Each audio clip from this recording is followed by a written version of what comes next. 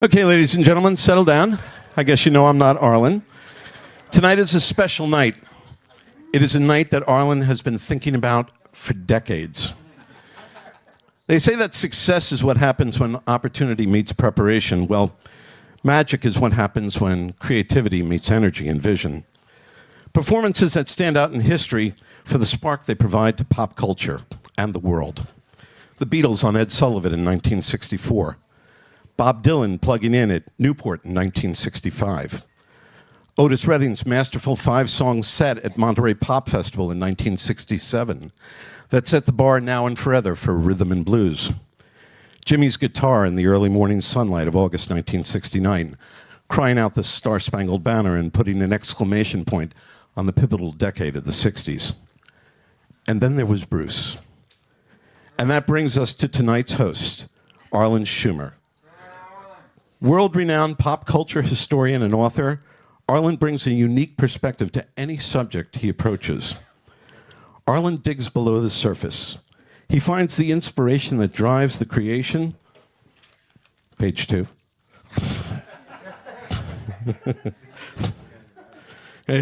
Let's see, hold on. Stop touching my computer. I know. I'm just trying to drive you crazy. How am I doing? This will all be erased like black. Okay. Where were we? Right, okay.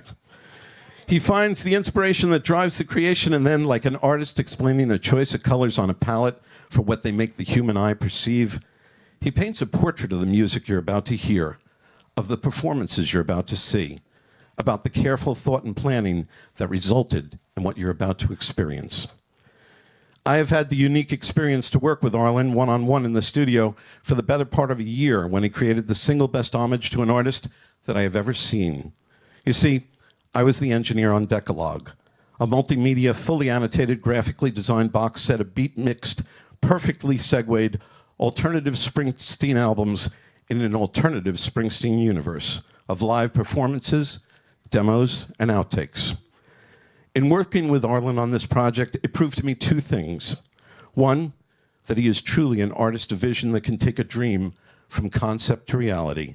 And two, that nobody, and I mean nobody, has better knowledge, insight, and understanding of the boss than the man that I have become so close to that I call him my brother from another mother.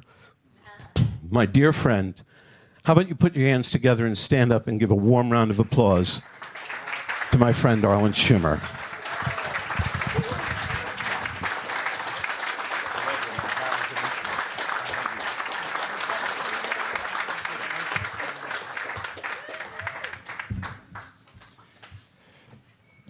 Thank you, Brad, for that incredible intro. Thank you, everybody, for being here. I have been wanting to do this for 41 years, so thank you. This is really a dream come true. Are we ready to begin? Yes. Are we ready for Bruce? Okay, let me just plug my little light in here. Here we go. Okay, here we go. Wait, we don't have the music on. Hold on. Let's start again. Okay, we'll edit that out for the HBO special later. Okay, here we go, folks.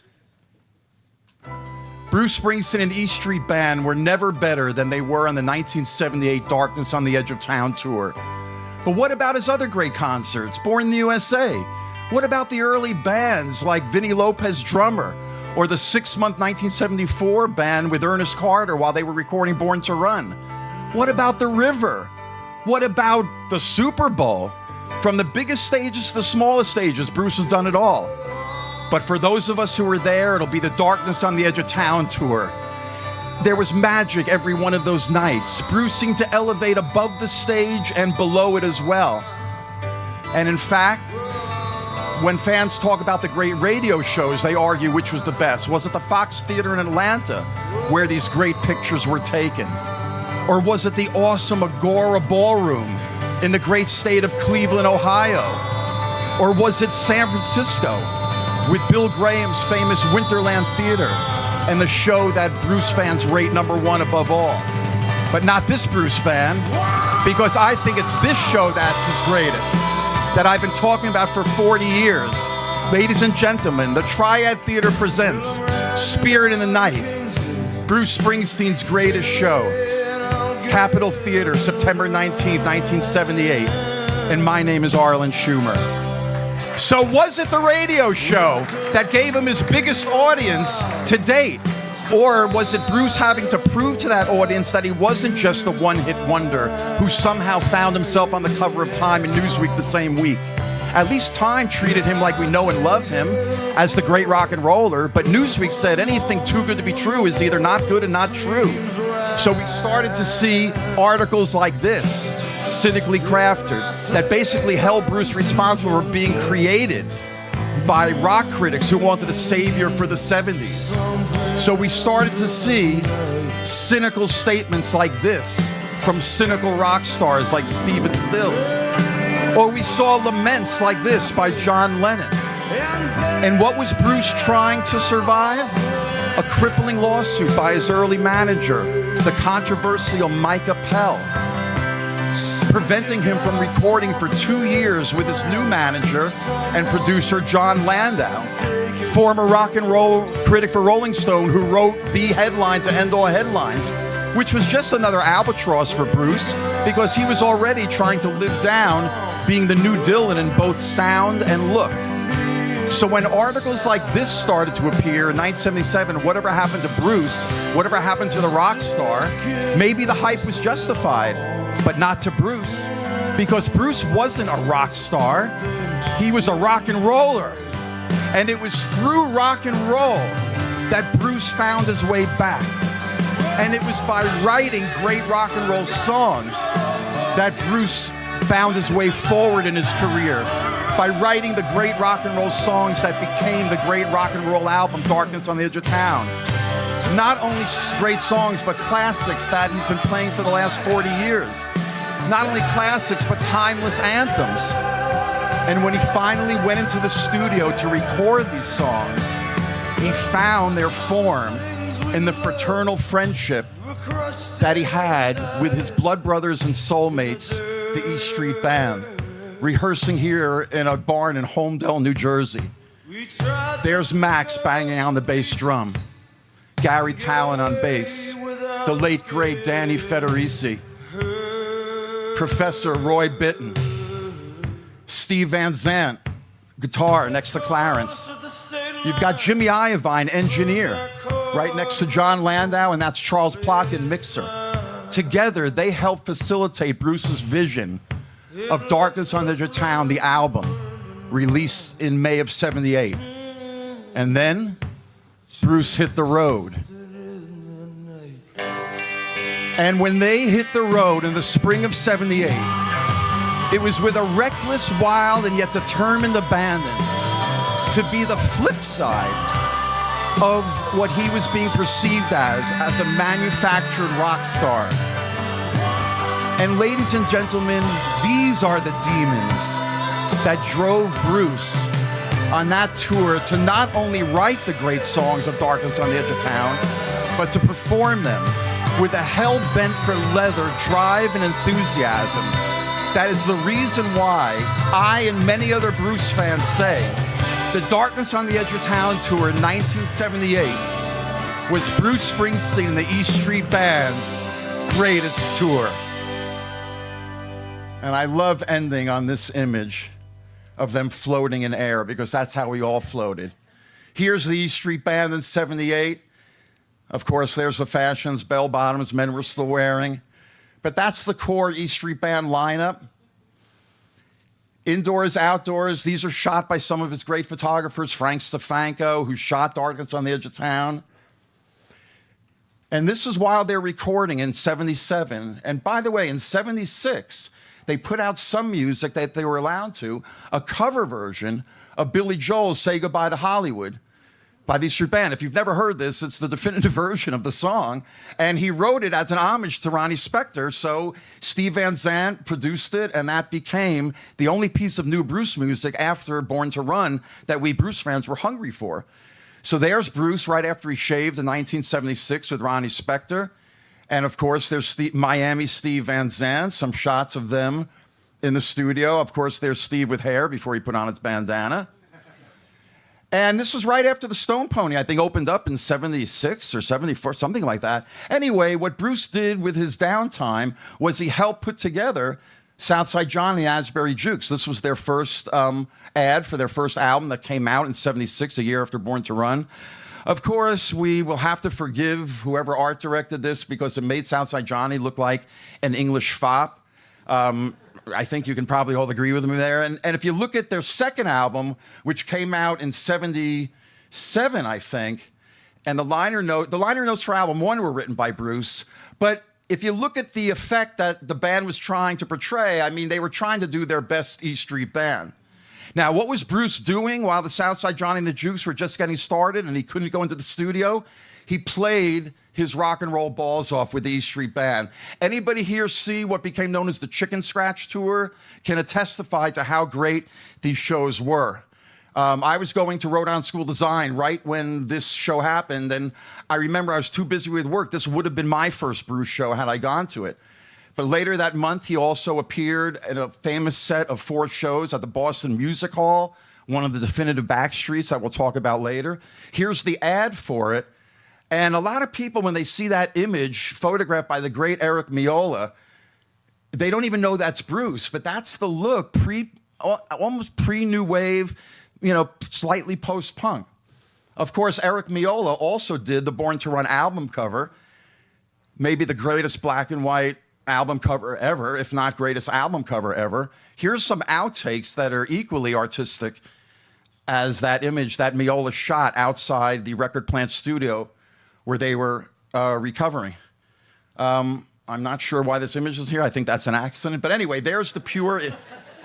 Listen, I'm doing this for the first time, folks, but like I said, we can edit this out later.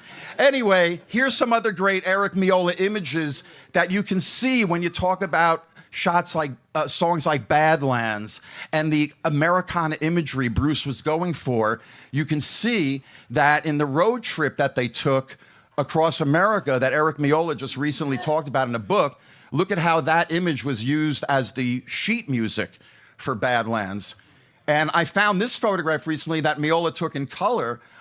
Somebody just got married. I forget who just got married there, but this is on that road trip. Maybe the only color photograph from that road trip, because most of those great images, on a rattlesnake speedway across the Utah desert, that's where Bruce got the inspiration for those lyrics from these photographs. And there was recently an Eric Miola exhibit. This was in 2010. And here's what it looked like. And you can see some of those beautiful black and white images. And once again, this kind of black and white Grapes of Wrath, Americana look. These images obviously did not get used in the finished album or promotion, but I find them fascinating. And maybe, to me, when I think of Darkness on the Edge of Town, I think of images like this. I mean, they're American, they're black and white, they're film noir. I mean, this image is like, we'll meet beneath that giant Brenda's sign that brings us fair city light.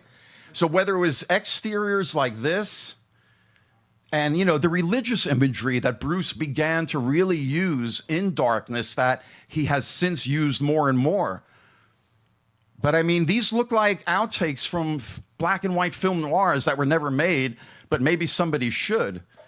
And then he took a lot of indoor shots, and you can see in some of these images the kind of, Bruce sex symbol icon that begins to emerge in 1978, after he shaves and he's in the hands of these great photographers. This happens to be the image I fell in love with. I am in love with Bruce Springsteen. Not that there's anything wrong with that or sexual, but how can you not fall in love with this guy? I mean, come on. And, it was used as a promotional image when Darkness on the Town went platinum. Now, if you look at these images, which look like Miola's, but these are not Miola's, these are photographed by Lynn Goldsmith, great rock and roll photographer who was having an affair with Bruce. And there she is in the background there. But she also was taking photographs of Patti Smith at the time. And we'll talk about the Patti Smith-Bruce connection, obviously. There's a rare color photograph of them. So they must have been, I think, in love in the late 70s, right in that Darkness era. And some of these images are great. And again, just like Eric Miola, she shot some very classic Darkness images when you think of all the car imagery. But she had a great artistic eye and also for color. And, you know, I'm a graphic designer, so when you look at the shapes, and I mean, you could talk about this like an art historian would, but you can see her strong sense of color, as well as a woman in love with Bruce saying, Bruce, you're sexy, you're a real male role model. And she is the one that styled him and dressed him up like this. Now, again, you might like this, you might not like this, but suffice it to say, this is the image of Bruce circa 1977. So when this article came out, it was August of 77, the very week that this guy passed away. Now, you know what's interesting is that Bruce was an Elvis fan, and he saw Elvis in 76 and was so disappointed by what he saw that he wrote a song to try to help Elvis by giving him a comeback single. And he wrote and recorded a song that was on its way to Graceland in August 77 when he died. So the demo tape went back to Bruce. It was a full recording with the E Street Band. And what was that song? This song that came out in the spring of 78.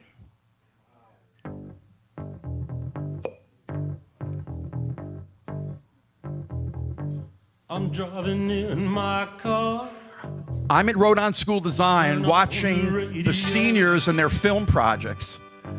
And one of the seniors did a film about guys driving on the highway. And it opens up with this song. Now remember, we're Bruce fans. We're waiting for this new album to come out.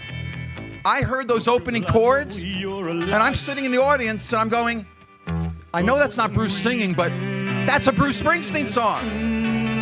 And that's what it was. It was fire. Of course, because we're on a time schedule, I can't play the whole song. But Bruce, met Robert Gordon, gigged with him in 77, gave him that song, and really jump-started his career. And you can see, again, these are shots from circa 77, 78. The other person Bruce was gigging with in those early years, before Darkness of 78, was Patti Smith, fellow New Jerseyite, even though she was, I think, born in Chicago. Here they are backstage. So look, this was Bruce before 1976. And you know, Bruce was not considered one of the early punks by the punks of the day, but if she's the godmother of punk, Bruce has to be the godfather. Why? Because I have clippings of reviews from 1973 where critics, they're trying to describe him in the leather jacket and the ripped jeans and the sneakers, basically the Ramones uniform a couple years later. And they use the word punk, but in quotes. So, but that's a whole nother lecture that I could do about Bruce being one of the first punks. But the other thing they shared in common was that Bruce's recording engineer, Jimmy Iovine, oops, what did I just do? Uh-oh, I pressed a, wait, I'll take off the music, hold on. Again, we'll edit that out later. Okay, I'm so excited I pressed the wrong button. Okay, so what they also shared in common was that Bruce's sound engineer, Jimmy Iovine, was producing Patti Smith's second album, which became Easter in 1978. And he wanted to give Patti Smith a hit single. And Bruce was writing and recording so many songs from Darkness that there was one song that Bruce didn't want to put on the album, but Jimmy Iovine thought it would be great for Patti Smith. So once again, I'm up at Rhode Island School of Design in Providence, Rhode Island, and I'm in the photo lab studio, you know, with the red light, kind of like the light up there, and I'm developing film, and the radio's on, WBCN from Boston, great rock station. And what do I hear? Just like with Fire, I heard these opening notes. Wait, now I got to turn the music on. Wait a second. Hold on a second. I got to start something because I can't have that music playing while I've got this music playing. I kind of screwed things up, folks. Okay. Well, from my point of view, I screwed things up because I pressed the button. You're supposed to be hearing the opening notes of Patti Smith, but we're going to have to move on. I'm sorry about that, but Patti Smith's Because the Night. Now, it was right after this that Patti Smith's Because the Night came out. Finally, at the end of May, the long-awaited Darkness in the Edge of Town comes out, and that was the album cover. And then when you turned it over, that was the back cover. Now, all of these shots are shot by the photographer Frank Stefanko. And this was the inner sleeve that you pulled out. This was, of course, in the golden age of vinyl. And there's the actual photograph that back cover shot was kind of art directed, more high contrast. And you can see the look on Bruce's face and the naturalness of the image is what Bruce liked about the Patti Smith photographs that Frank Stefanko took. And in their naturalness, and even in the kind of vulnerability that Bruce is presenting here, you know, a lot of people have said it reminds them of The Graduate cover. And, you know, there is some humor. I mean, Bruce had this kind of mischievous look on his face. These are, again, Frank Stefanko outtakes. But in the end, Bruce decided to go with what I consider a very Mona Lisa-like image where, you know, he's not smiling, he's not frowning. It's right in the middle, and maybe that's why he chose it. And there's the great CBS promotions guy, Dick Wingate, who I recently became friends with but couldn't make it tonight. And there he is going over the album cover roughs with Bruce because Bruce wanted to make sure he had full control this time over everything. And here's the CBS ad that came out promoting Dark Side of Town. Of course, a Lynn Goldsmith outtake was used, an alternate promotion of Bruce as the kind of sexy rock star, even though, of course, he really wasn't a rock star. Look at this German ad. Okay, here's what it translates to. One is already a myth, the other becomes one. Bets? Now, again, like I showed you in my introduction, this idea of Bruce being the new Dylan, I mean, there are, headlines in my files like this. And the fact is, Bruce was the only new Dylan to actually become a new Dylan because nobody else really did it. Maybe he even went beyond Dylan. But there he is greeting Bob at the 1975 Rolling Thunder Review. Of course, over the years, every now and then they've gigged together. So it's great seeing the new Dylan and the old Dylan together. Of course, Bob Dylan was also discovered by the great, not discovered, but signed by the great John Hammond, just as Bruce was roughly 10 years later. Now, a lot of people don't realize when Darkness on the Edge 10 came out, it was not considered an instant classic like Born to Run was. I remember the Village Voice headline, Reborn to Run. I remember another one, Born to Rerun. I mean, everybody was having their fun knocking the album. You know, now Darkness, 40 years later, often outranks Born to Run as the great show. But here's what Bruce did. In spite of those headlines, he decided his way back was not going to be through record sales, was going to be through performing.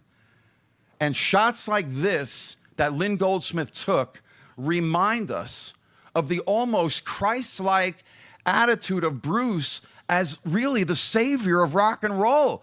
Does anybody remember the late 70s? Disco? Saturday night, everybody was doing doot. While everybody was doing that, Bruce was doing this. And look, there were articles written.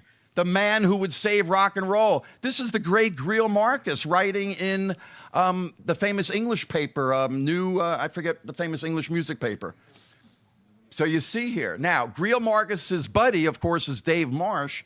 And here was the Rolling Stone review that really said Bruce aims for the moon and the stars and hits the moon and the stars. And there again, you see the Lynn Goldsmith outtakes. That really in 1978, Bruce started to make the rounds on music magazines like he had never before. And once again, the Lynn Goldsmith sexy images. This is why when Rolling Stone finally did a story on him, they used that kind of, but I remember looking at this going, that's not the Bruce I love. You know, Flashdance 7 years earlier, come on. You know what I'm talking about? I mean, this is why he winds up like this on the cover of Rolling Stone. I mean, I know, ladies, you dig it, but we're guys. You know, this is not our Bruce. Maybe it's some guy's Bruce, but not my Bruce. But anyway, again, not that there's anything wrong with that. Okay, so what did Rolling Stone, when they had the Critics Award at the end of 78, they gave Bruce Artist of the Year, Band of the Year. They finished second to the Rolling Stones. But you could see, meanwhile, the fans voted the E Street Band the best band of the year. Now, it's funny that this Rolling Stone, his first time on the cover, comes out in the summer of 78, just when there was a newspaper strike, and therefore, the first time Bruce plays Madison Square Garden, which ended up being my first show, he didn't really get press coverage. But I always loved this guitar image of Bruce. So here's an ad for Madison Square Garden. Now, Bruce had only been at Madison Square Garden once before, opening up, yes, in 1973 at the CBS Record Convention, and my cousin Barbara, who's here tonight, was at that show. Bruce opening up for Chicago. Anyway, Bruce said the band was nice to him, but it was a horrible experience. Nobody's there to see an opening band, and Bruce hated it. But the next event after the Madison Square Garden show was announced that Bruce was going to be on the radio on his next show at the Capitol. No, I'm sorry. This is a button for the Madison Square Garden show. And here's the first time Bruce was on network television or local New York television covering the Madison Square Garden appearance. This is Eyewitness News with Bill Butel, Roseanne Scamardella for Roger Grimsby. Roger Grimsby. The Eyewitness News Team. Africa loses a veteran leader. The latest on the new war in Vietnam. Evelyn Cantor counts the calories in light beers. And Joel Siegel has an exclusive talk with Bruce Springsteen. He's back in New York and he's had a sellout concert. All coming up.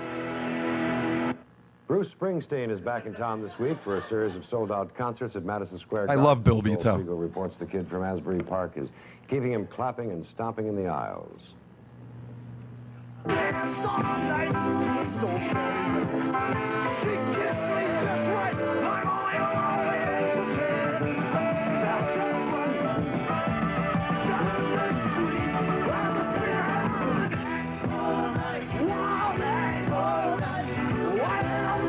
His name is Bruce Springsteen. They call him the boss.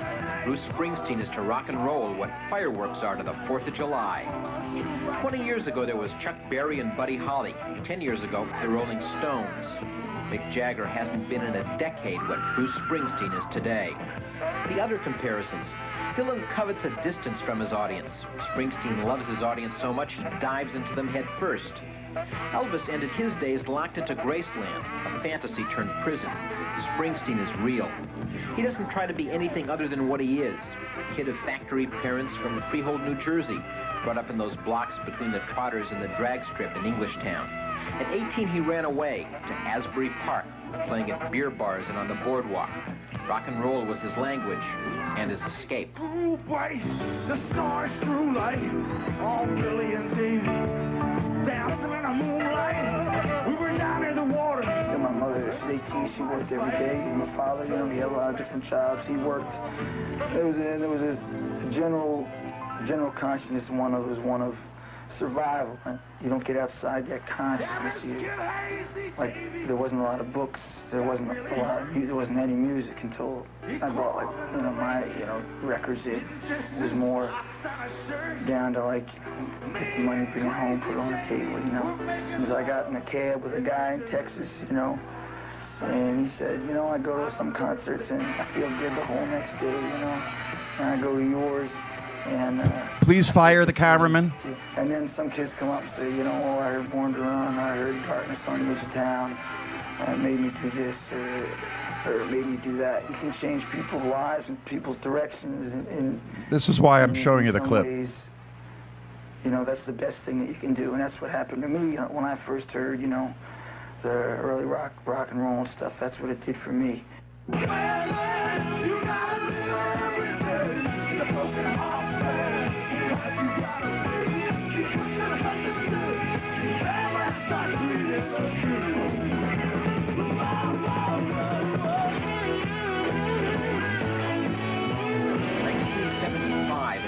Usually reserved for Jimmy Carter's and Charles de Gaulle's, Bruce Springsteen made the covers of both Time and Newsweek. The future of rock and roll, he was called, the voice of a generation. But Springsteen escaped the pretensions, and legal troubles, contract troubles, kept him off the stage and out of the studio for nearly 3 years. Last night at the Garden, though, the promise came to be. It was, he told me, the most important night of my life.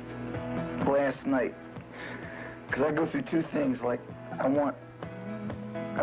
moment where I want everybody to come, and then there's the other moment when I don't want anybody to come in case I I blow up. I call her up, I said, Mom, I said, listen, come on I got reservations for you. Come see me tomorrow night. You know, like I said, but I miss work. I can't, you know. Working since I was 18. I can't take Fire the cameraman. day off and come. So it was like real special, and the crowd was great, you know. Kids were like, they were great, you know. And it was good. It was good.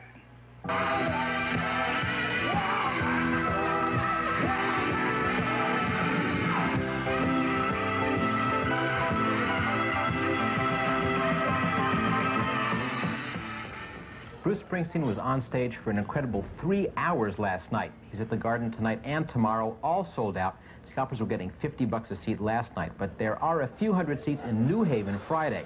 And Springsteen will be back in town next month. I have no more details, just the promise he will be back, and he's worth waiting for. I have heard just about everybody, but I've never heard anybody make rock and roll music like Bruce Springsteen. So say we all, Joel. Thank you, Joe. Okay, so I hope you enjoyed that. This is Corvettes in Paramus, New Jersey, where I went every day in May, bugging the record store owner. When is Darkness on the Edge of Town come out? When is Darkness? Every day I would go in after my college summer job doing T-shirt designs in Fairlawn. Finally, the day came at the end of May when the album came out. And I'll never forget, the record manager said, Arlen, you should get in touch with this guy, Ken Viola, who's doing a magazine, a fanzine about Bruce called Thunder Road. Well, like a cartoon light bulb appeared over my head. I'm 20 years old in Rhode Island School of Design. I said, I'm going to be the art director of that magazine. I didn't even know what being an art director meant, but I just knew I had to be it. Here was the first issue that came out in '77. And Ken Viola also worked for John Scher, the concert promoter, who also managed the Grateful Dead and also owned the Capitol Theater in Passaic, New Jersey, which is, of course, instead of being declared a New Jersey landmark, has been torn down. But it was one of the great rock and roll venues. There's John Scher in the background with Jerry Garcia and the Grateful Dead. Anyway, through Ken Viola, they were also promoting some of Bruce's Darkness shows on the East Coast. So this is the Rochester War Memorial, one of the great old rock and roll arenas. And for that show, they wanted to have a special roadie shirt. So Ken Viola said, Arlen, do you want to do the artwork for the shirt? I'm like, yeah, let me check my schedule and see if I can handle. I think I can fit you in, yeah. So here is the back of the shirt, which is my own hand lettering, trying to be like typewriter type. But for the front of the shirt, I went back to that great Madison Square Garden shot, and I ended up doing this artwork over it, which when the lights come on is one of the frame posters that you can obviously plug here, shameless plug, buy on the back of those invites, but we'll talk about that later. Anyway, I was influenced by the great artist Jim Steranko. If you know your comics, he did this high contrast film noir called Chandler right around 1976. I was very influenced by that to try to do a similar high contrast look. Now, you Bruce fans who have things like the 1980 River Tour book, if you go into one of the back pages, there's the roadies. What do you see? But there's my shirt. So proof that, did it actually happen or did I dream it all? Yes, it actually happened. Here's another great guitar image that I love that was in one of the littler seen promotions. This is the Bruce I think of, not the one wearing the, I hate the expression, wife beater t-shirt. Boy, me too. Hello, wife beater t-shirt. Who came up with that one? Okay, but I digress. This ad was also used for the WNEW promotion that was announced when Joel Siegel said he's going to be back next month. He meant in September. What made the show unique was that Bruce had had other radio shows, but they were regional. NEW was going to broadcast this up and down the East Coast from Maine to Florida. Here's the Boston BCN ad. And the other thing about the Capitol Theater was they had a marquee. And September 78, I just started my sophomore year at Rhode Island School of Design. No, my junior year? I forget now. And Ken Viola calls me up again and says, Arlen, John Scher for this homecoming. You see, September 78 was the tail end of the Darkness tour where Bruce reestablished himself. And coming to northern New Jersey, where he had never headlined before, as Bruce Springsteen and the E Street Band, he always played the shore area. I grew up in Bergen County in Fairlawn. Bruce never played in Bergen County, except he played technically Passaic County, but this was as northern New Jersey as Bruce ever got. And he goes, John Scher wants to have a special marquee design for it. Can you do it? Once again, I said, hold on, let me check my schedule. I was happened to be free. So here was my first magic marker sketch. Obviously not as big as what you see on screen, but probably about that big. And I based this image, don't even ask me where I found this image. This is another image that most people, when they see, they don't believe it's Bruce. But once again, this is the Bruce that I love. It's not a Bruce that you're used to seeing. But once again, I went back to this image. I loved the guitar. To me was the key sound of Darkness on the Edge of Town. So I found this photograph in some article, and I made a high contrast photostat of it to make it, once again, like that very high contrast black and white. And I did this sketch in magic marker, which ended up becoming the finished art after I juggled some of the type around. Right? Thank you. Oh, boy. I don't think my artwork's ever gotten applause before. Okay, buy a poster. What's it? No applause, just throw money? Is that what the famous saying was? Anyway, you can see how I basically used that and just drew over it. And I consider these really my first professional illustrations as an artist, even though I was technically still a student. So here is the blank marquee, and you can see he had sign painters actually take my artwork, and this was not electronically produced. It was actually painted on the marquee. And there's a beautiful photograph. Now, in color, it actually looked like this. Now, all we had are Instamatic photographs of the time, but they still have a nice kind of, and it was a beautiful September evening. I mean, we'll meet beneath that giant Capitol sign that brings this fair city light. Okay, down below, what do we have here? The great lineup. There's me wearing my shirt. I was a little thinner.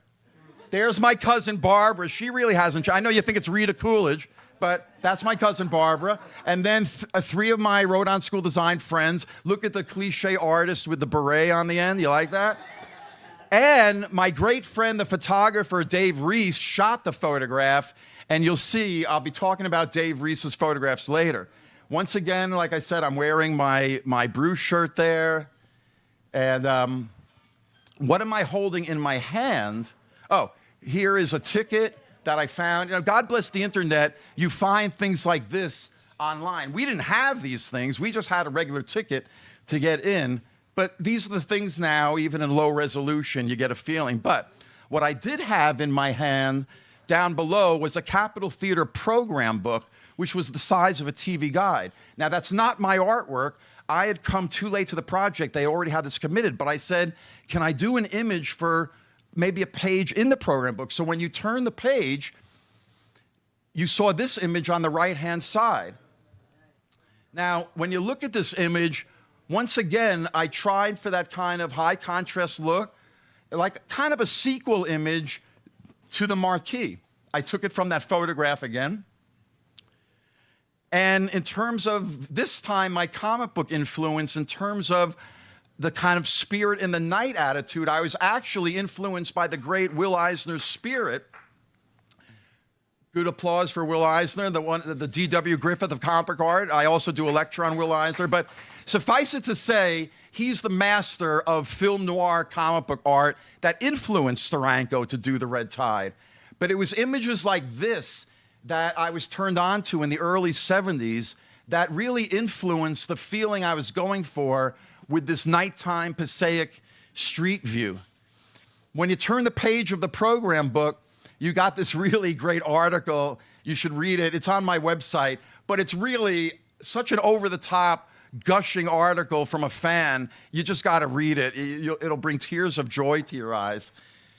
And then when you get to the end, you see this photograph taken from a little, I think that's from the 77 tour. But when it comes to the photography, like I said, David Reese, who was a photographer originally, took these images, but he also took these incredible black and white images from inside the concert.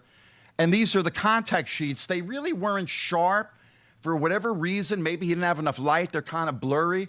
But I'm going to be projecting some of these later on in the show in between songs. And even though they're a little bit blurry and a little out of focus, Many of them have the great power. But David also took some incredible color photography. And to my mind, it's the only interior color photography that exists of this fantastic show. I mean, I've been following Bruce for 41 years. I've never seen color photography or even black and white. For whatever reason, nobody seemed to be taking pictures except my friend David from the 6th row. Now, when we talk about the songs that Bruce played at this show, not only did he play many of the songs from Dark in the Town that, in my opinion, at this Capitol Theater show are the definitive versions, but they are some of the most definitive versions of his entire career. Even in the live collections that Bruce came out, there's nothing from the Capitol Theater show in this entire lineup. In fact, there's nothing in this entire lineup that's better than the Capitol Theater show. And that's why, ladies and gentlemen, when we walked into this show, we saw the greatest rock and roll show of all time. Now, give me a second. I have to open up another file. And here we go.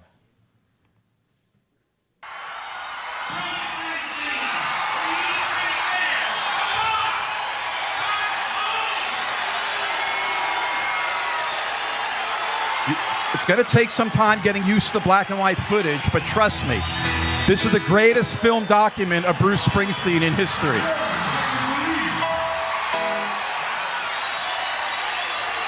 And the sound is incredible.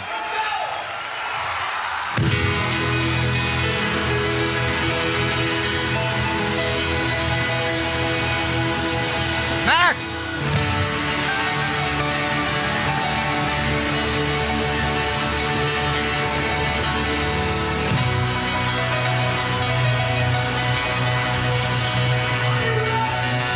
Are you ready?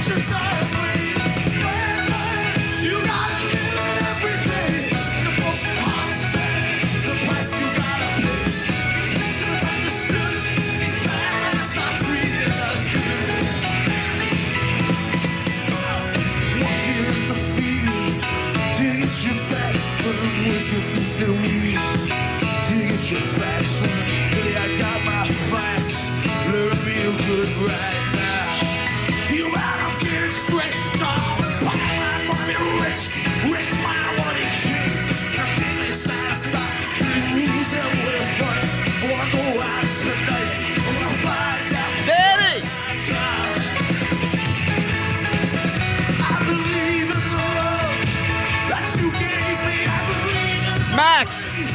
That can save me. I believe in the hope, and I pray someday may erase me. All of these plans, you gotta live it every day. The more I stay, the less you gotta live. Just understand this bad and it's not serious.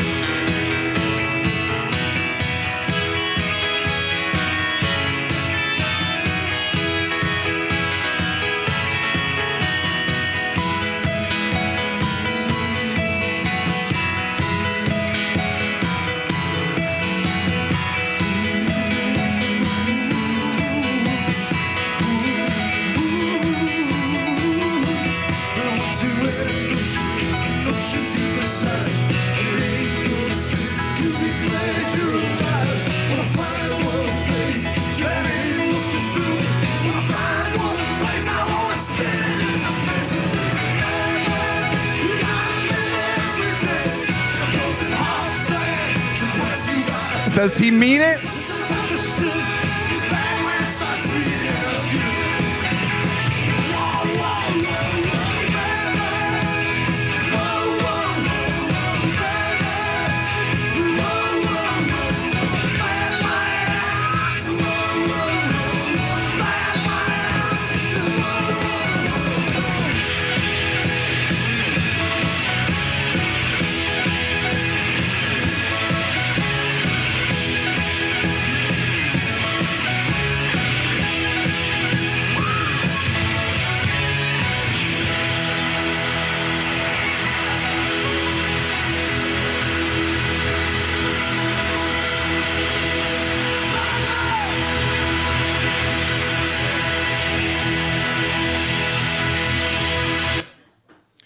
I'm sorry for these abrupt cutoffs, but how's that for an opening, right? Okay, Streets of Fire, the second song right after Badlands, is Exhibit A in the state's prosecution of Rolling Stone magazine for omitting Bruce completely from their 100 Greatest Guitarists of All Time poll in 2003. Guitar World magazine responded with their own top 100 rock metal list, which was Bruce free as well. Why Bruce Springsteen, the guitarist, is held in such low esteem by rock critics as well as the general rock and roll audience, and even the bulk of Bruce's own fans, has always baffled me and is laced with tremendous irony since Bruce began his rock and roll career with a reputation amongst the early 70s Jersey Shore musician subculture as a demon guitar player, according to former Jersey journeyman backup singer and future wife, Patti Scialfa. Because here's Bruce, the guitar hero. And there's, of course, Patti Scialfa later on.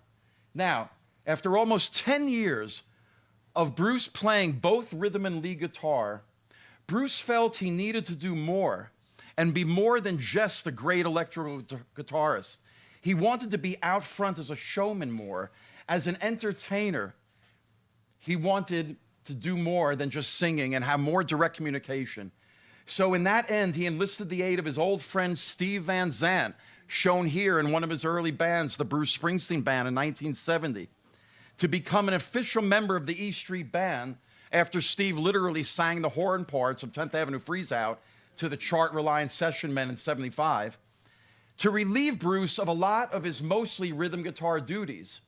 But in doing so, Bruce abdicated any claim he would have in the future as one of the greatest rock and roll guitarists, which is what Bruce Springsteen unequivocally is and was, especially on a late fall evening over 40 years ago in an old rock and roll venue that isn't even there anymore.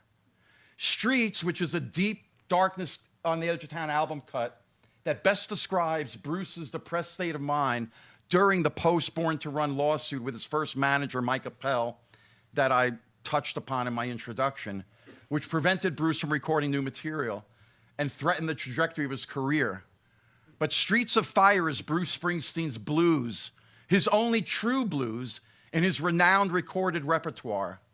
Because live at the Capitol Theater, Streets became 5 minutes of chained Hulk-like rage that bursts free of its bonds with two of the most violent and furious lead solos Bruce has ever played, which includes Exhibits B, C, and D in the state's prosecution against Rolling Stone.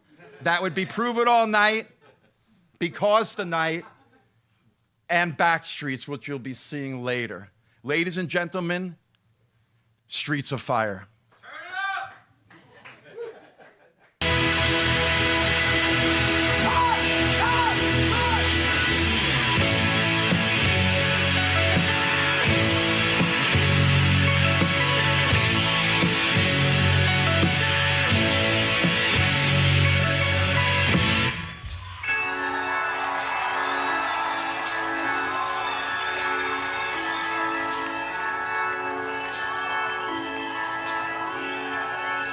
When the night's quiet and you don't care anymore, your eyes are tired and there's someone at your door.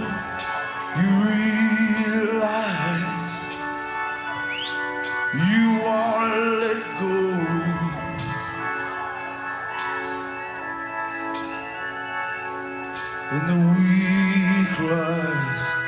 The cold wars you embrace eat at your insides and leave you stranded face to face with streets of fire. Max! Streets of fire.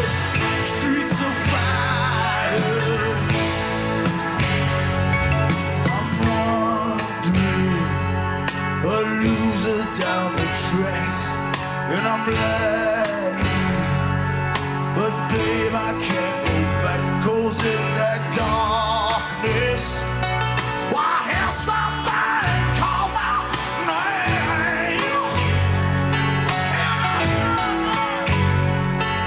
And you realize how the trick just started, and it's all ours. But I'm strong on a wire cross, streets of fire. Streets of fire! Streets of fire! What?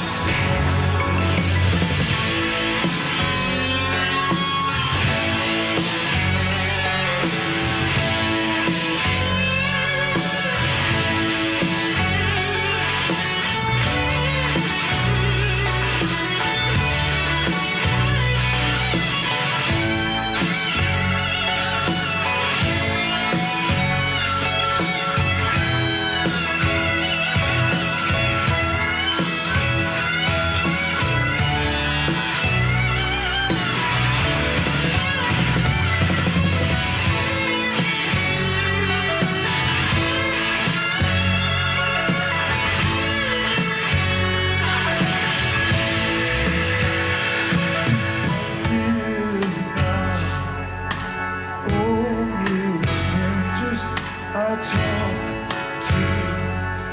Only strangers I walk with. Angels that have no place. He's singing for the future, for posterity, not to the audience. He's singing for the future. Don't look at my face. Don't come over the place. 'Cause I'm strong on a white cross. Streets of fire. Streets of fire. Streets of fire. Streets.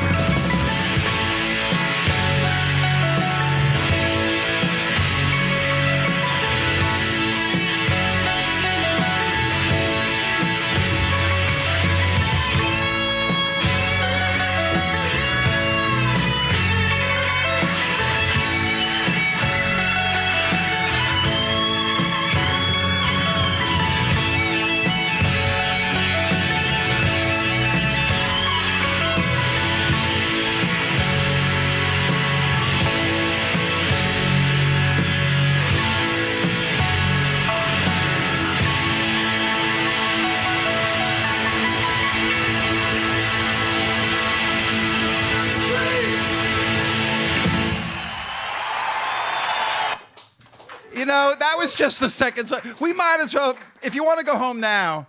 I mean, are you kidding me? Did it live up to the hype? I just want to know. Did it live up to the hype? That's what this whole show is about, are the clips I'm showing you living up to my hype?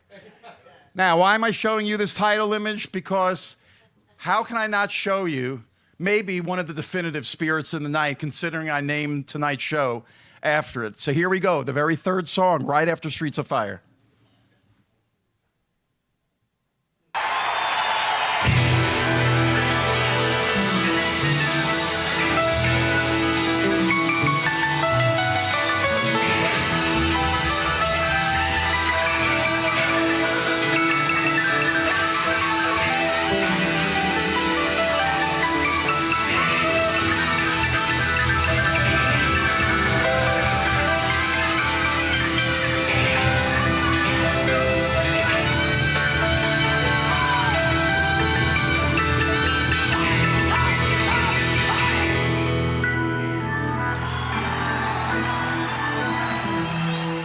If you notice, Bruce hasn't changed the arrangements since 1978.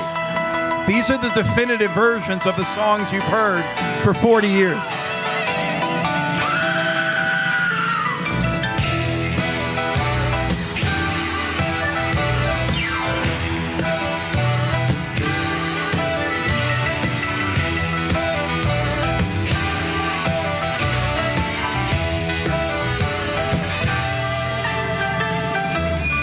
Crazy Jane and her mission man. We're back in the alley, trading hands.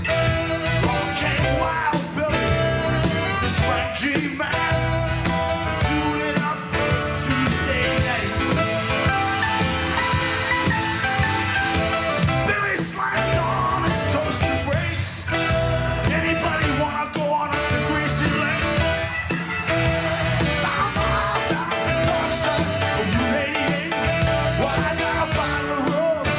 Let's try it. We'll pick up Crazy Jane and Choo-Choo. We'll take you on to where the gypsy angels go. They'll might like you know like spirits of the night. One night. They don't know where to do you. Like spirit of the night. Stab 'em and shoot right through you.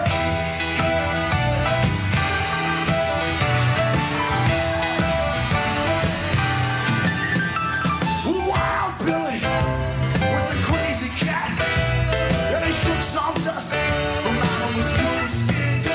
But trust some of this, it'll show you where you're at. At least it'll help you really feel it. By the time we made it up to Greasy Lake, I held my head out the window. Janie's friend was on the cake. I think I really dug it. I was too loose to think. Said I'm hurt, she said, honey, let me hear it. We danced all night to a soul fairy band. She kissed me just right, but only alone. Felt just right, just as sweet. What was there All night! all night? All night! That one know what to do to you. Like a spirit of the night. All night, all night, all night. Stab 'em and shoot right through you. Big man. Everybody does this now, but nobody was doing it then. Right into the audience! Now, I'm in the 6th row. You're going to see the back of my shirt with the black lettering on the left. I'll point it out.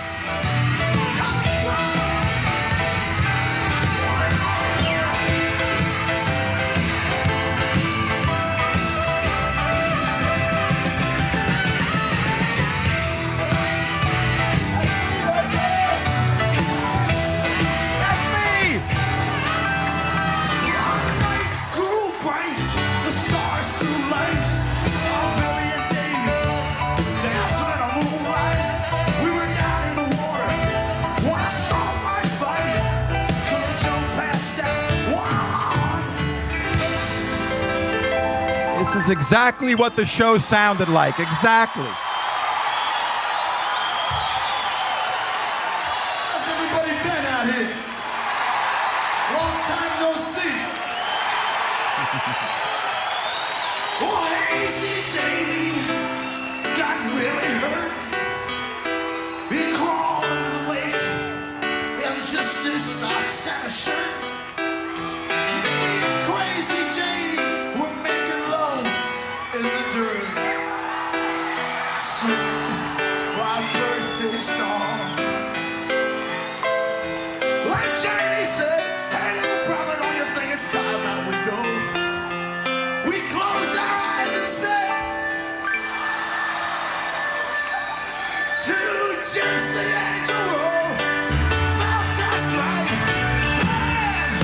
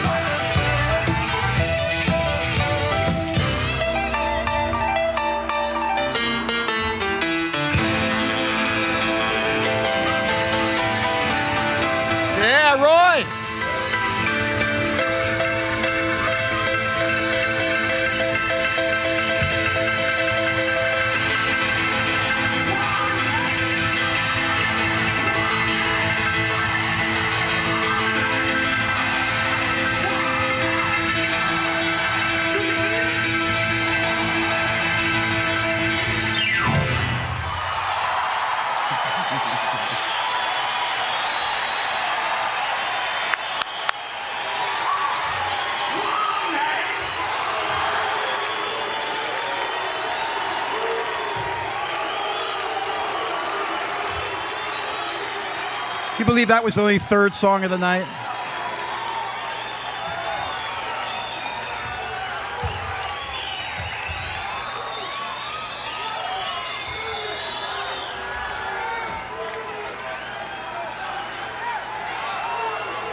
Time me out already.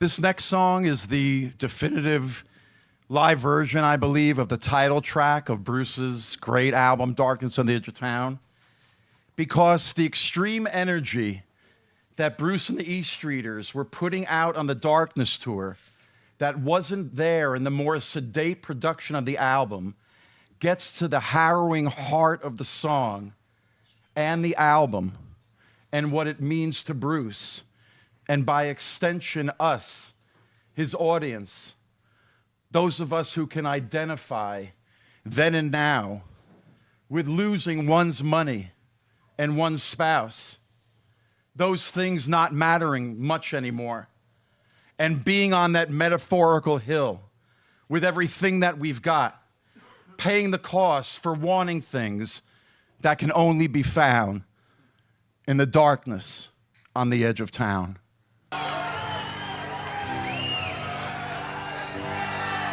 Thank you.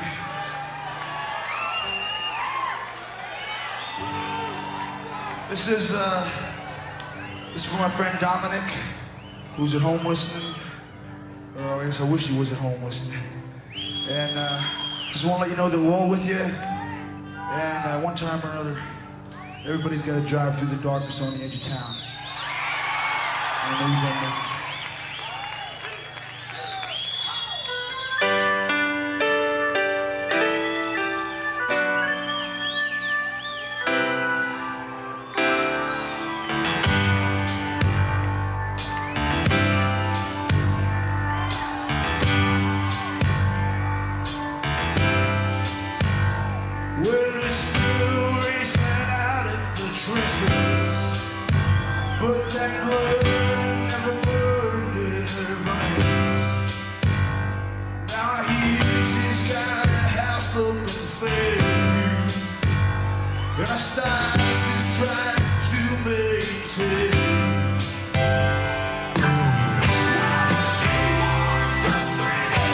He means it.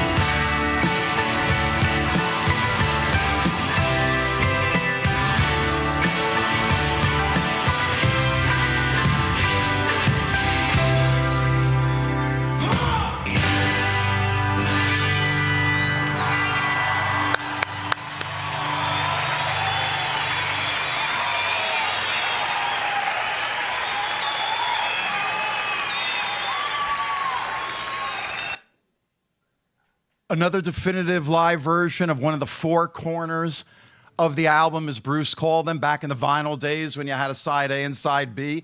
So the first song and the last song of each side, he called the four corners. But the Promised Land from the Capitol Theater has, after Bruce's opening signature harmonica intro, which he doesn't do anymore on most of the Promised Land since, excuse me, another great original instrumental prelude. Listen how full the band sounds when it kicks into the main theme of the song. How Gary's bass beautifully parries Steve's guitar and Clarence's sax during their solos. And how crystal clear the sound mix by Jimmy Iovine is, distinguishing each instrument perfectly, yet still creating a live version of Phil Spector's dense wall of sound, which was the goal of the album Born to Run, without sacrificing clarity, which was the goal of Darkness on the Edge of Town.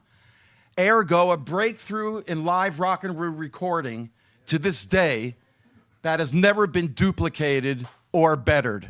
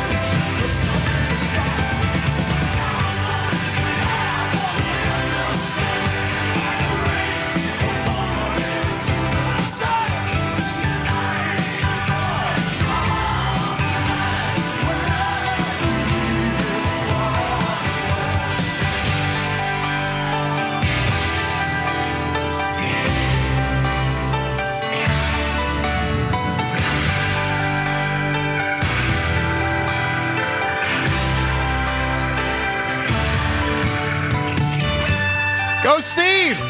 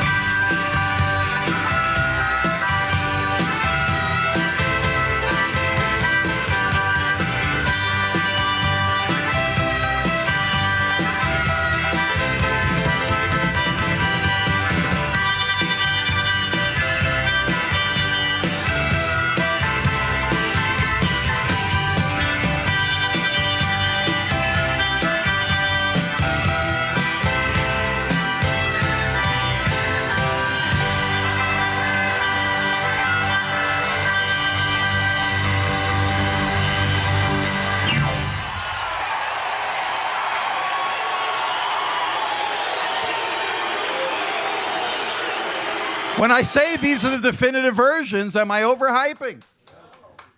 So, speaking of overhyping, prove it all night. Though this live version that you're about to see and hear is universally acclaimed by Bruce's longtime fans as one of his absolute live peaks, Bruce never officially put it out when he seemed to create the opportunity to do so. The 3-disc live box set in 1986 didn't contain a single thing from the Capitol Theater. The 4-disc tracks, which had 2 live tracks, not Prove It All Night, or even 2003's 3-disc Essentials, which had a few live cuts, no Prove It All Night. Why? Who knows? But at least this Prove It exists because it was radio broadcast up and down the East Coast, so it was a de facto live album. Bruce knew, as he once said, bootleggers roll your tapes. So maybe that's the reason that the Bruce camp has never released Prove It All Night as one of his official live releases. Because it's a shame. Because starting from Roy Bittan's minimalist for him, piano, jazz-inflected opening, to Mighty Max Weinberg's machine gun drumming at the end, which sandwiched Bruce's unbelievable, buzzsaw-sounding, screaming, wrenching guitar work, never to be heard quite like this again on future tours, a classic Clarence Clemens sax solo, and maybe the greatest organ solo in the history of rock and roll? Is that possible? The greatest organ solo by Danny Federici is perhaps his and the E Street Band's tightest, most dynamic, and most dramatic, and therefore quintessential live performance ever, and Bruce's greatest raison d'etre, mantra, and metaphor in a body of work rife with them. Prove It All Night. By the way, is the music loud enough? I like it loud.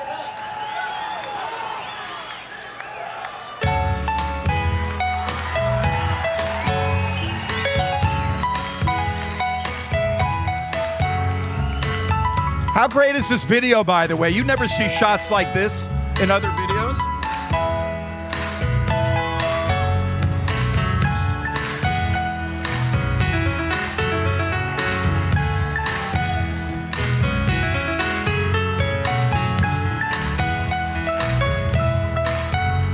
Glockenspiel.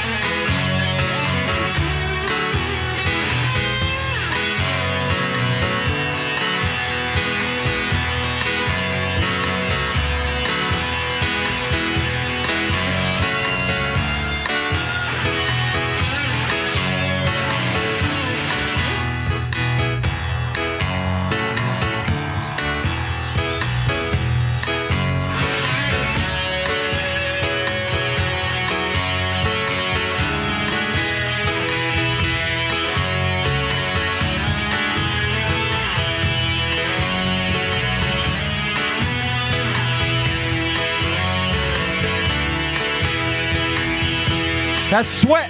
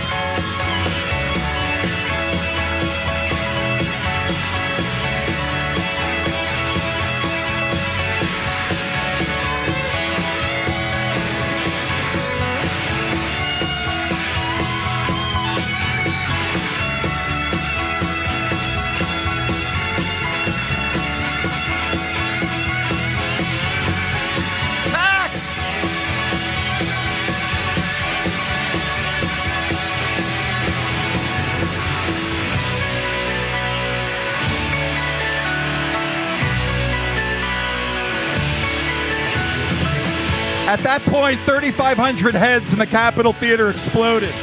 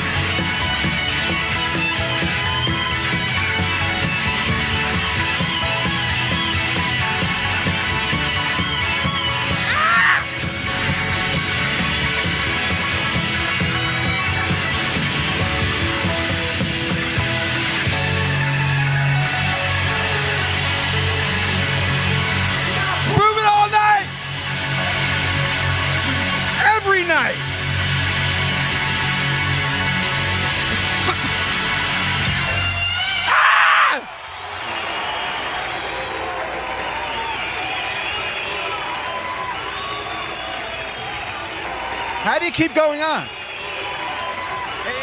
That could be it. David Federici on the organ. Yeah! Did I overhype the organ solo? Max Weinberg on the drums. Yeah, how about Max on the drums?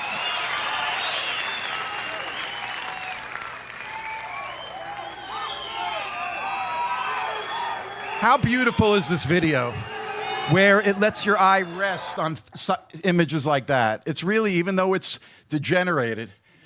Okay. What makes this Bruce Springsteen's greatest single show?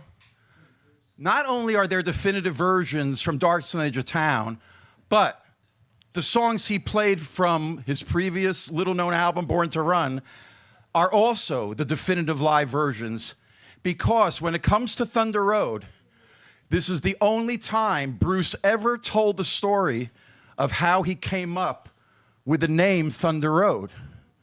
And that's why this version of Thunder Road is considered by fans to be the definitive version.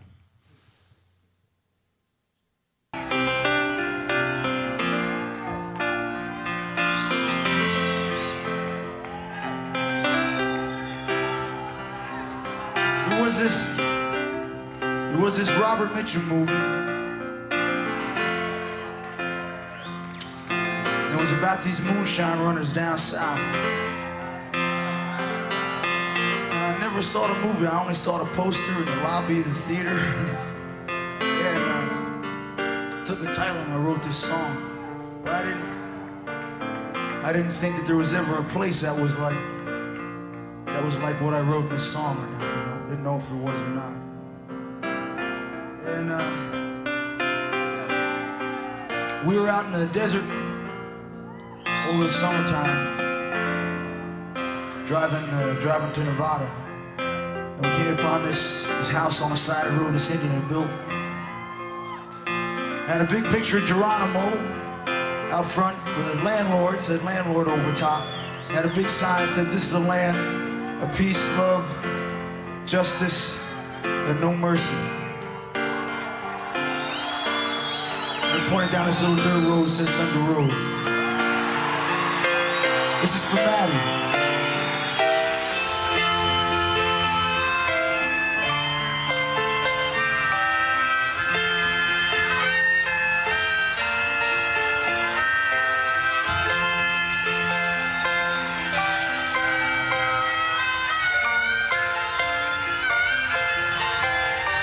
Door slams, Mary's dress waves. Like a vision, she dances across the porch as the radio plays. Roy Orbison singing for the moment. Hey, that's me, and I want you only. Don't turn me home again. I just can't face myself alone. Don't you rock back inside. You know just what I'm here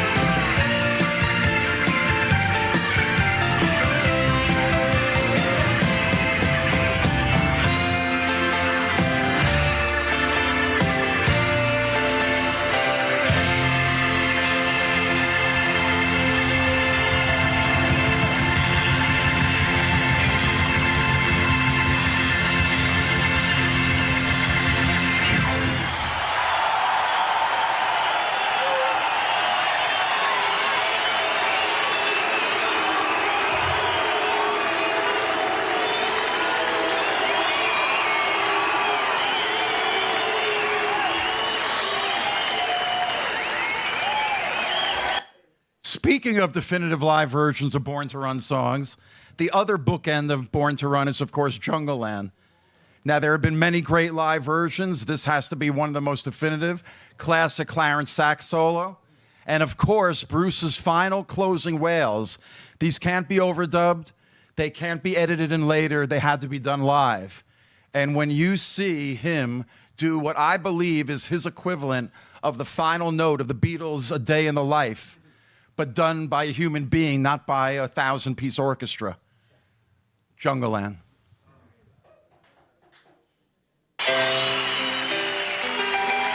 Is everybody having fun? That's what I want to hear.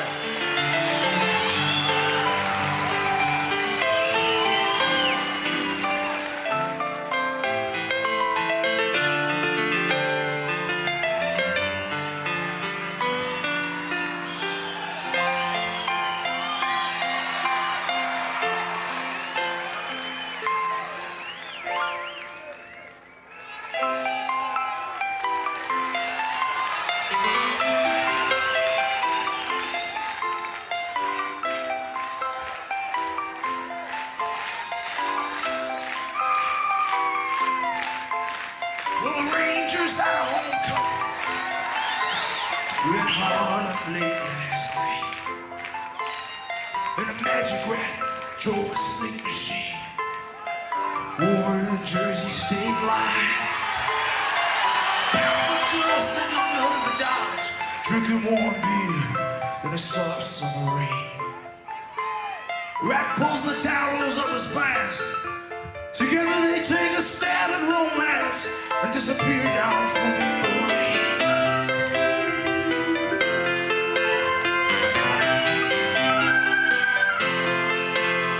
Well, a maximum lawman run down Flamingo, chasing a rat with a barefoot girl.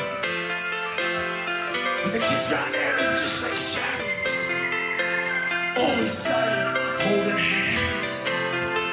Yeah, from the churches to the jails, tonight there is silence in the world. As we take our stand, Down in Jungle Land.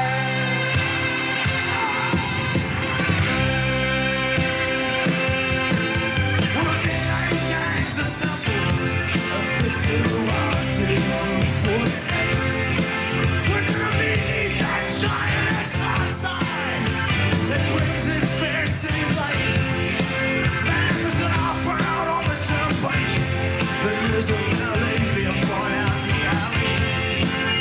Tell the local cops, Charlie time, whips his own night.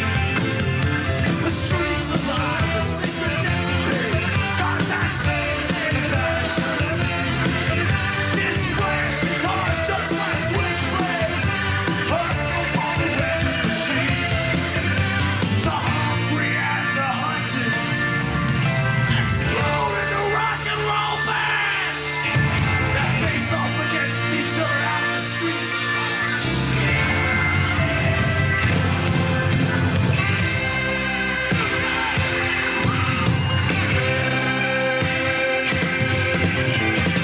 Go, Steve!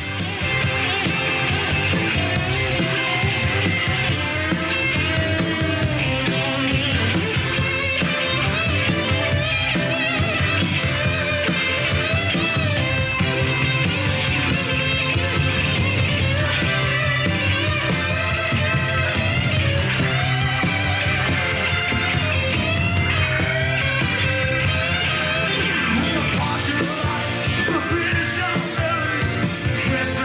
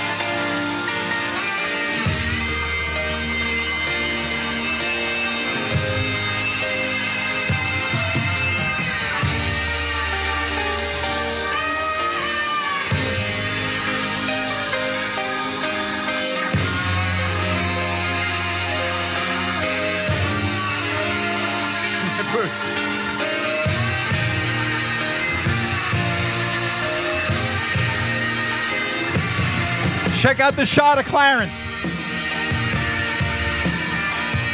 How great is that?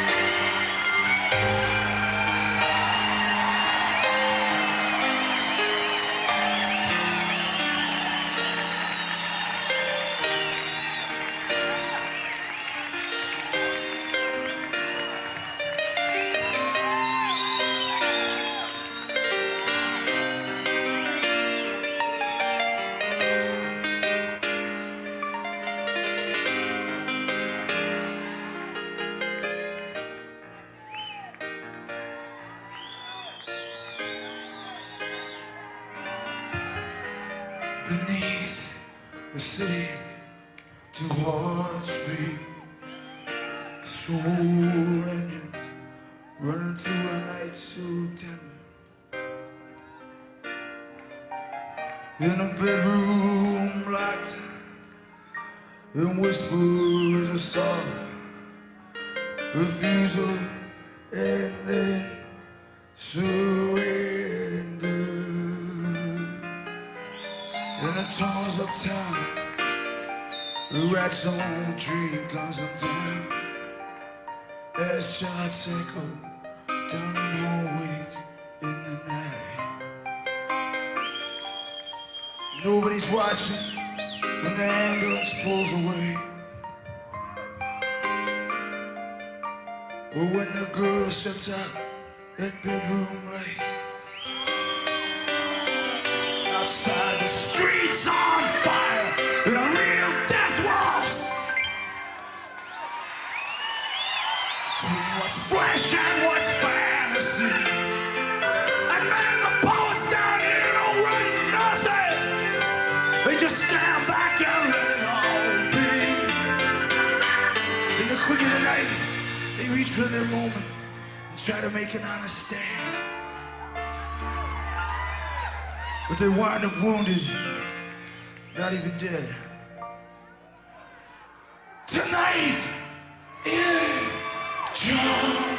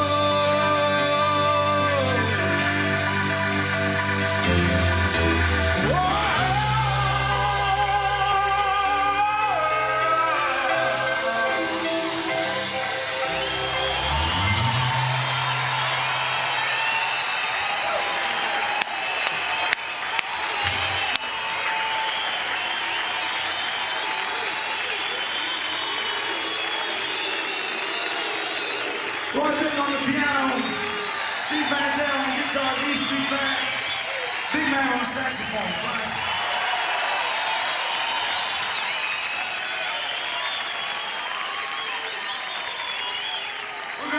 We're gonna take a 20-minute break and we'll be back to do another set for you. Yeah, that was only the first set. Yeah, short set, Bruce. Okay, we're gonna jump right into set 2. Are you ready? Are you enjoying? Is it living up to the hype? That's all I care about. I've been hyping this for 41 years. Okay, here we go. Thanks for being here, folks. This is really a dream come true for me. So, on September 18th, 1974, Roy Bittan and Max Weinberg played their first show with Bruce Springsteen as the newest members of the E Street Band after they both successfully answered an ad in the Village Voice. Piano and drummer wanted no junior ginger bakers. You gotta love that. Replacing keyboardist David Sanchez and drummer Ernest Boone Carter. Sanchez's friend, who had previously praised original E Street drummer Vinnie Mad Dog Lopez, who was let go in late February '74 after a dispute with the band's manager, who happened to be Mike Appel's brother. So Vinnie Lopez was out of the band. But without missing a beat, oh, I'm sorry, there's Vinnie Lopez. I'm a little bit behind in my images here. But without missing a beat, pun intended, Carter proved to be an excellent touring drummer and played on only one song in Bruce's recorded canon, a little ditty called Born to Run. But it's the most underrated, greatest drumming on any record in rock history. Drums that combine the wall of sound of Hal Blaine with the finesse of a great jazz drummer. Drums that even the mighty Max cannot better, no matter that he himself, Max Weinberg, is the greatest drummer in rock and roll, in my opinion. In fact, he's gone on record as saying that Carter devised a jazz fusion part of the song. It's during the Saxon guitar solo, specifically, that Weinberg could never reproduce in concert and eventually stopped even attempting. Carter departed with Sanchez to form a jazz fusion band called Tone, which did record several albums in the late 70s. But exactly 4 years later to that night, on September 19th, 1978, Bruce and the E Street Band played the Capitol Theater radio broadcast show, the equivalent Springsteen show to Dylan's legendary Royal Albert Hall 1966 concert, backed by the Hawks, who were soon to become the band, which is considered by critics to be the greatest single rock and roll show of Dylan's and maybe the greatest single rock and roll show in history. So think of the Capitol Theater show as Roy's and Max's and the modern lineup of the E Street Band's graduation concert after exactly 4 years of higher education, schooled in and schooled by Bruce Springsteen.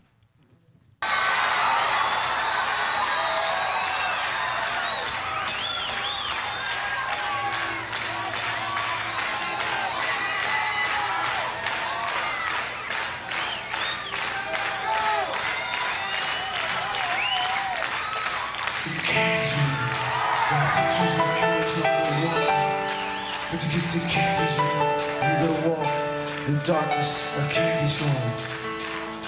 Strangers in the city call my baby's number. They bring her toys, but when I come knocking, she smiles pretty. She knows I wanna be Candy's boy. There's a sadness hidden in that pretty face, a sadness all her own, from which no man can keep Candy safe.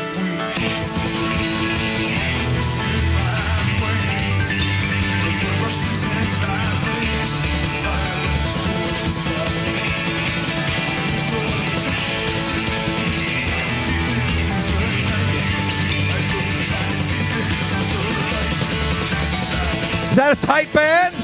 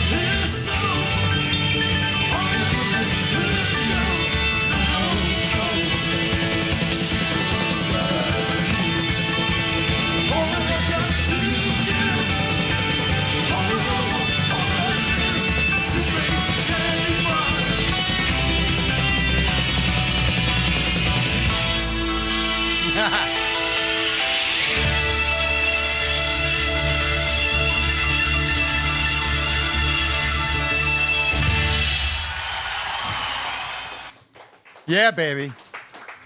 Okay, remember this image? So like the opening bass guitar chords of Fire, the introductory piano of Because the Night is as mesmerizing as anything Bruce has written.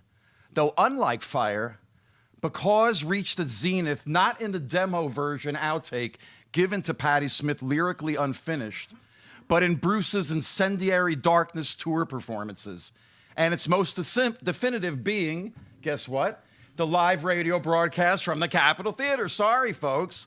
Because the guitar solo there ranks as one of Bruce's greatest, the song, one of Bruce's greatest love songs, Because the Night Belongs to Lovers.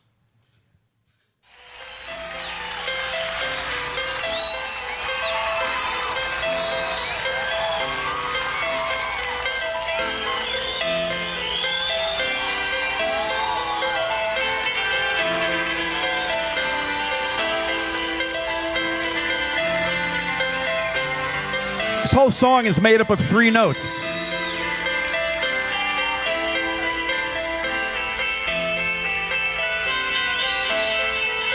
What other video do you see that?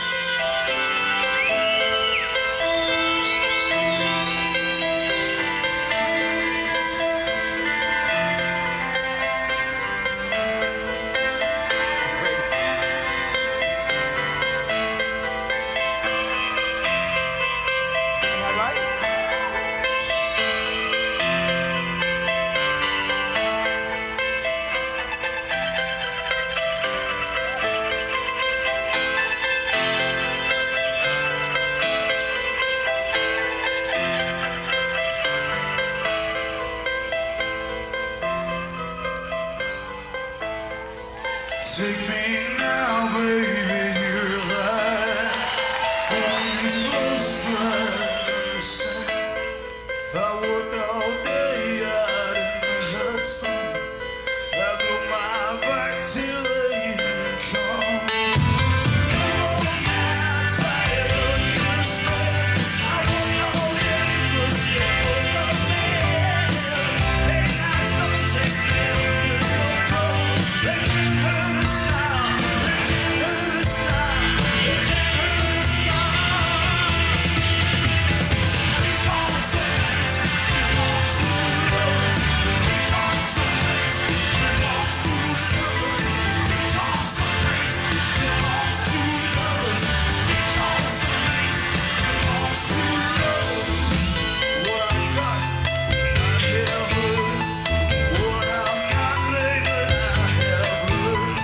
What goes like an angel becomes a dust. Stay on my way till I'm moving close. Come on now, try and understand. I worked all day pushing for the mail. And I start taking out New York. They can't hurt us now. Is that a band? As a band! Because the night belongs to lovers. Because the night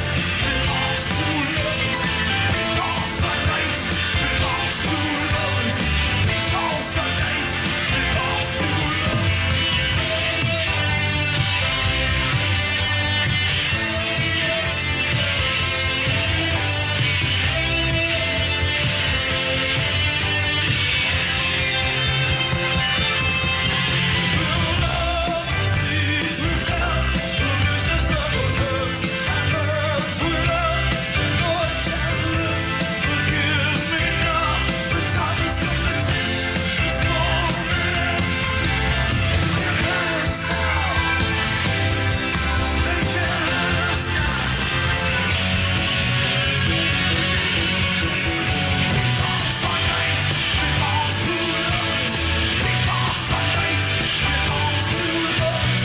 Because the night belongs to lovers. Because the night belongs to lovers. Go Gary! Go Gary!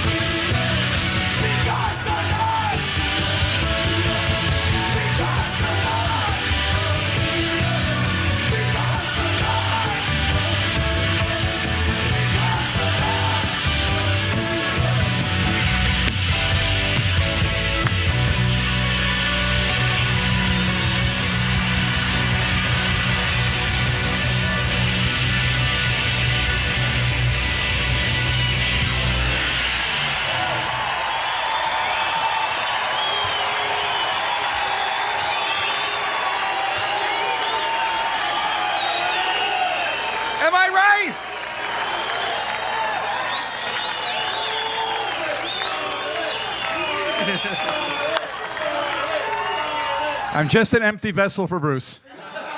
Let me tell you something. I used to say, you look up the word rock and roll in the dictionary, and there's going to be 2 entries. Prove it all night and because the night. That's rock and roll, baby. So. Yeah, exactly. He wasn't in the top 100 guitarists of all time. Like I said, that was exhibit, I think, C. Okay.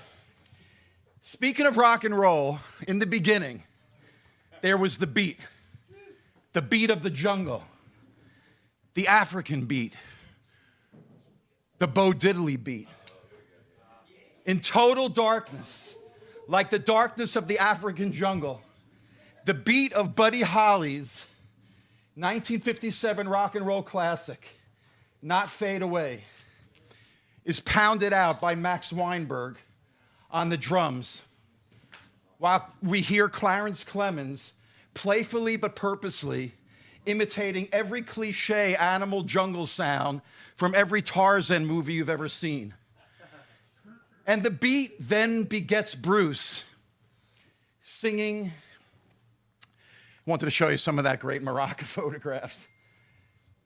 But the beat then begets Bruce, who brings out, singing in his best Elvis on alternate lines. And then he brings out the guitar, which he wields with style and swagger. But as he fades away back into the darkness, is Bruce content to let the song end there? No. Through the guitar that he learned how to make talk, Bruce begins speaking the language he learned from Holly and Diddley and a million one-hit wonders and rock and roll legends. Not Fade Away's chords alchemically transform into the familiar guitar figures of Bruce's own Diddley homage, She's the One. And Max morphs the beat into a more polymorphous take on the Diddley model, only hinted at in Born to Run studio version. Steve Van Zandt comes in on backup vocals so wild and wired, they almost distract you from his tasty rhythm guitar licks, placed way up front in the mix by the great Jimmy Iovine. By the time we've reached the orgiastic ending, in which the E Street Band plays at its ensemble zenith, the audience, exhausted and spent, realizes that they've just audited a crash course, Bruce Springsteen's Rock and Roll 101.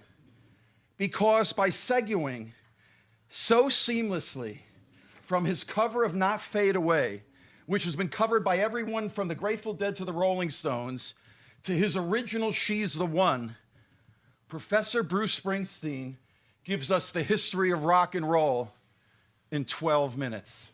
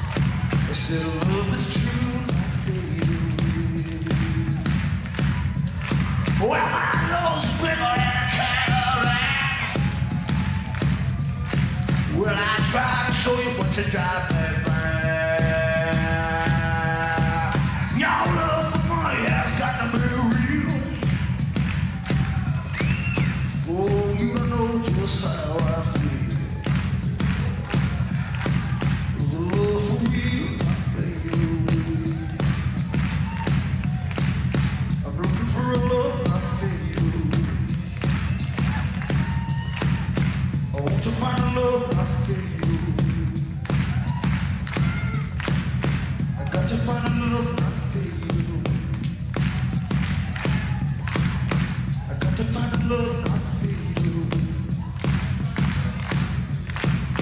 Looking for love not fight our war.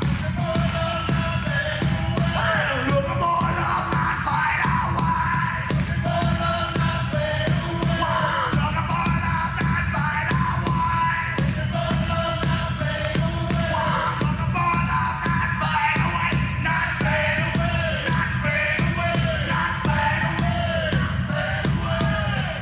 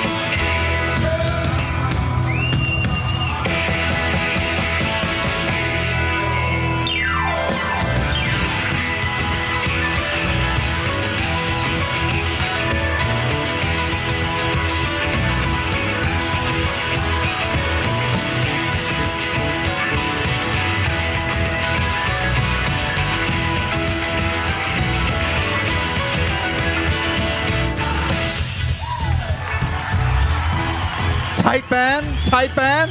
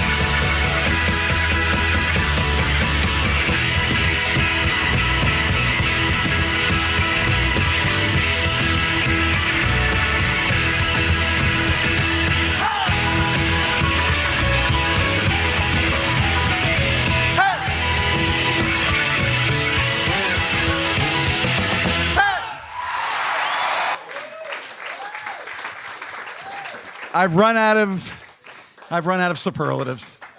Okay, speaking of superlative, the dark horse candidate for Born to Run's best deep cut, the majestic Backstreets, is known for having more than one definitive live version. Some say it's the March 4th, 1977 performance in Jacksonville, Florida, notable for Bruce's soul-shattering scream of rage, "You lied," during Backstreet's interlude. Some say it's the Stream of Consciousness improvised extended performance of the song later that month at the Boston Music Hall, where at 18 minutes, it's certainly the longest Backstreets, if not the best. But the best Backstreets live, the most definitive? Yes, of course, it's the Capitol Theaters. Well, you know, that's what the show's about. What can I tell you? I'm partial. But in addition to the aforementioned reasons why everything from the Capitol is pretty much definitive, its version of the song's Sad Eyes interlude sounds the most like spoken word poetry performance art. You can actually hear Bruce's measured breathing syncopating with Roy's music box piano. And the buildup at the end of Bruce's "Little Girl, We've Got to Stop" to its crashing crescendo sounds as awesome as it was to behold, the stage going pitch black on Bruce's final stop, the crowd hushed and then exploding a moment later as the band begins to reassemble, individual spotlights fading in until the white light finale of the familiar Backstreets theme, leading to Bruce's aching, wordless howls, some of his best, over a most orchestral grandeur. That, ladies and gentlemen, and what you're about to see is the definitive Backstreets live.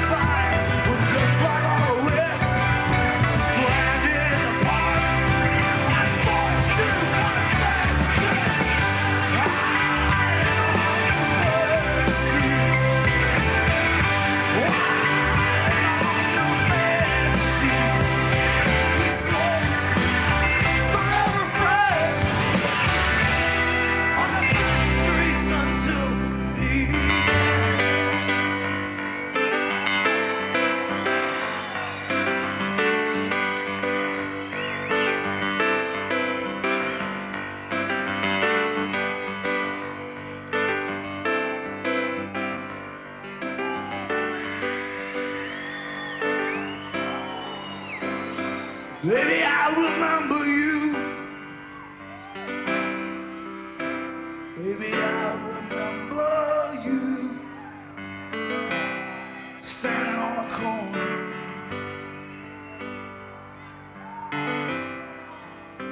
Standing on a corner. Of Kingsley Avenue. With your hair all up high. With your hair all up high. And making with an eye for everything. Oh, it was blessing me. And I swore after you I'd drive. For you, little girl, I'd drive all night long. Little girl, I'd drive all night long. Little girl, I'd drive all night long. Just to buy you some shoes and to taste your tender charm. To have you hold me in your arms for just one kiss and a look from your sad eyes. A look from your sad eyes.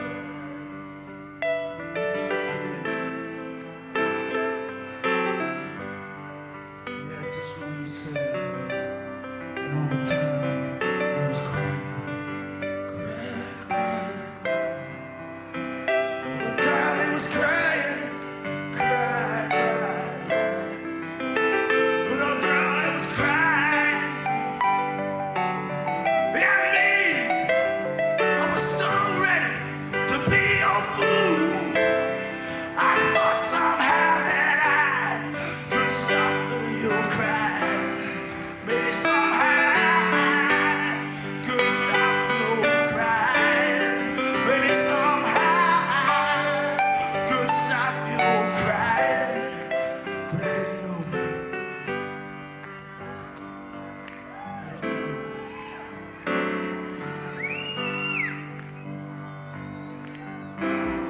That baby midnight, baby midnight, little girl midnight, little girl midnight, little girl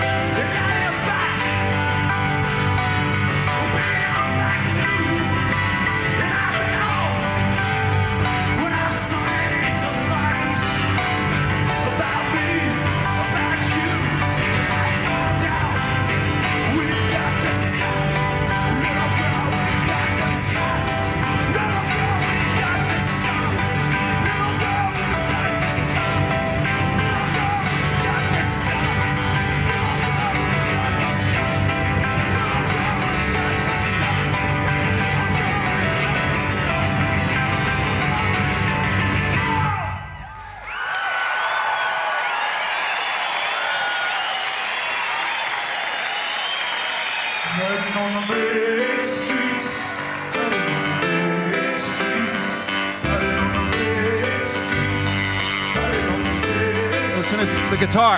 Riding on the big streets, riding on the big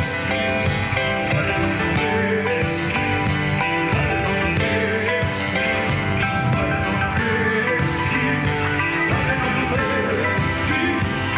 the big streets, riding on the big streets, riding on the big streets, riding on the big streets, riding on the big streets, riding on the big streets, big streets, big streets.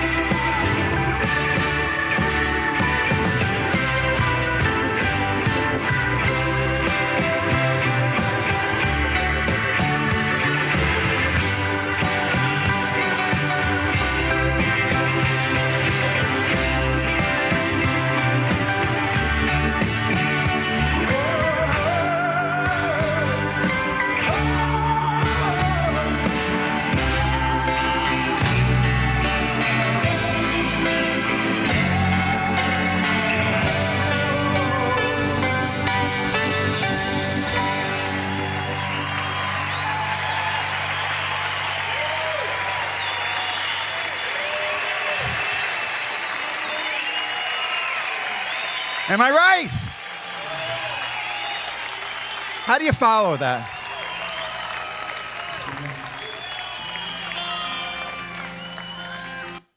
But of course, Bruce did follow that. I kind of end the set here, even though Bruce played other songs.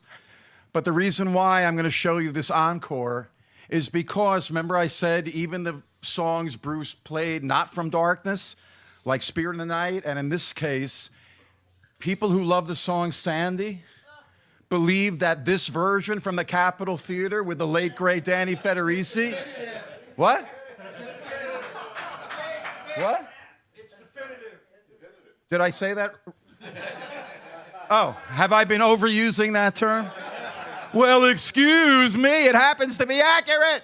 Is there another word for definitive? I mean, who's got a thesaurus out there? Help me out. Okay, so yes. You know, it's not one of my favorite songs, but I know a lot of people love it. But again, tell me what you think. Wait, you got someplace to go?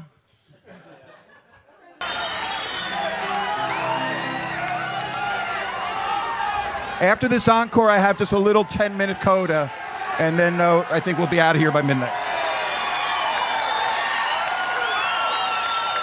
Thank you for staying for the full show. I really appreciate it.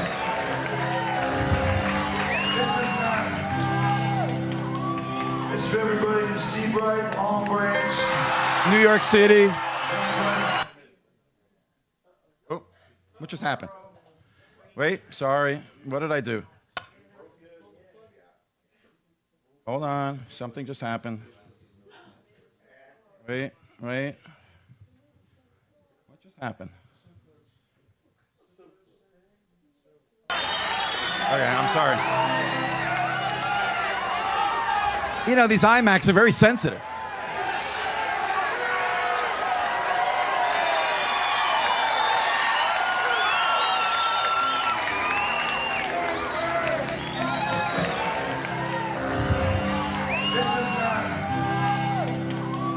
it's for everybody from Seabright, Palm Branch, Gravity Beach. Somehow I lived in every one of those places. This way you can't say you didn't get a song from the second album, you know. Islander. All the guys from North Beach. Dominic, and it's for everybody who's still back in Asbury Park.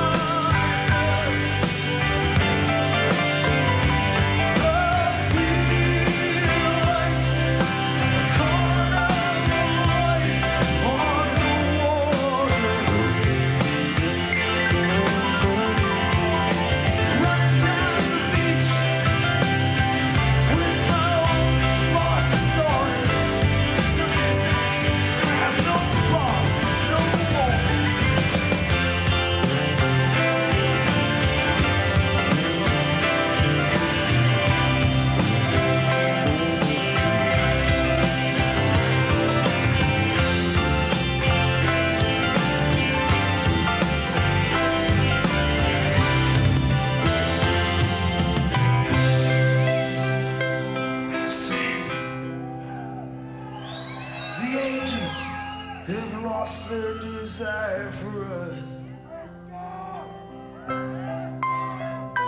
I spoke to them just last night. They said they won't set themselves on fire for us anymore. Every summer when the weather gets hot, they ride that crazy road down from heaven. When they're Harleys, they come and they go. How great is this video? Come on. Just like stars in all the cheap little seashore bars. Park with their babies out on the Kokomo.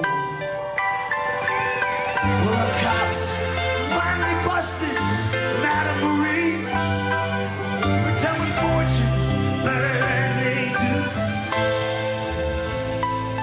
This boardwalk life will be through.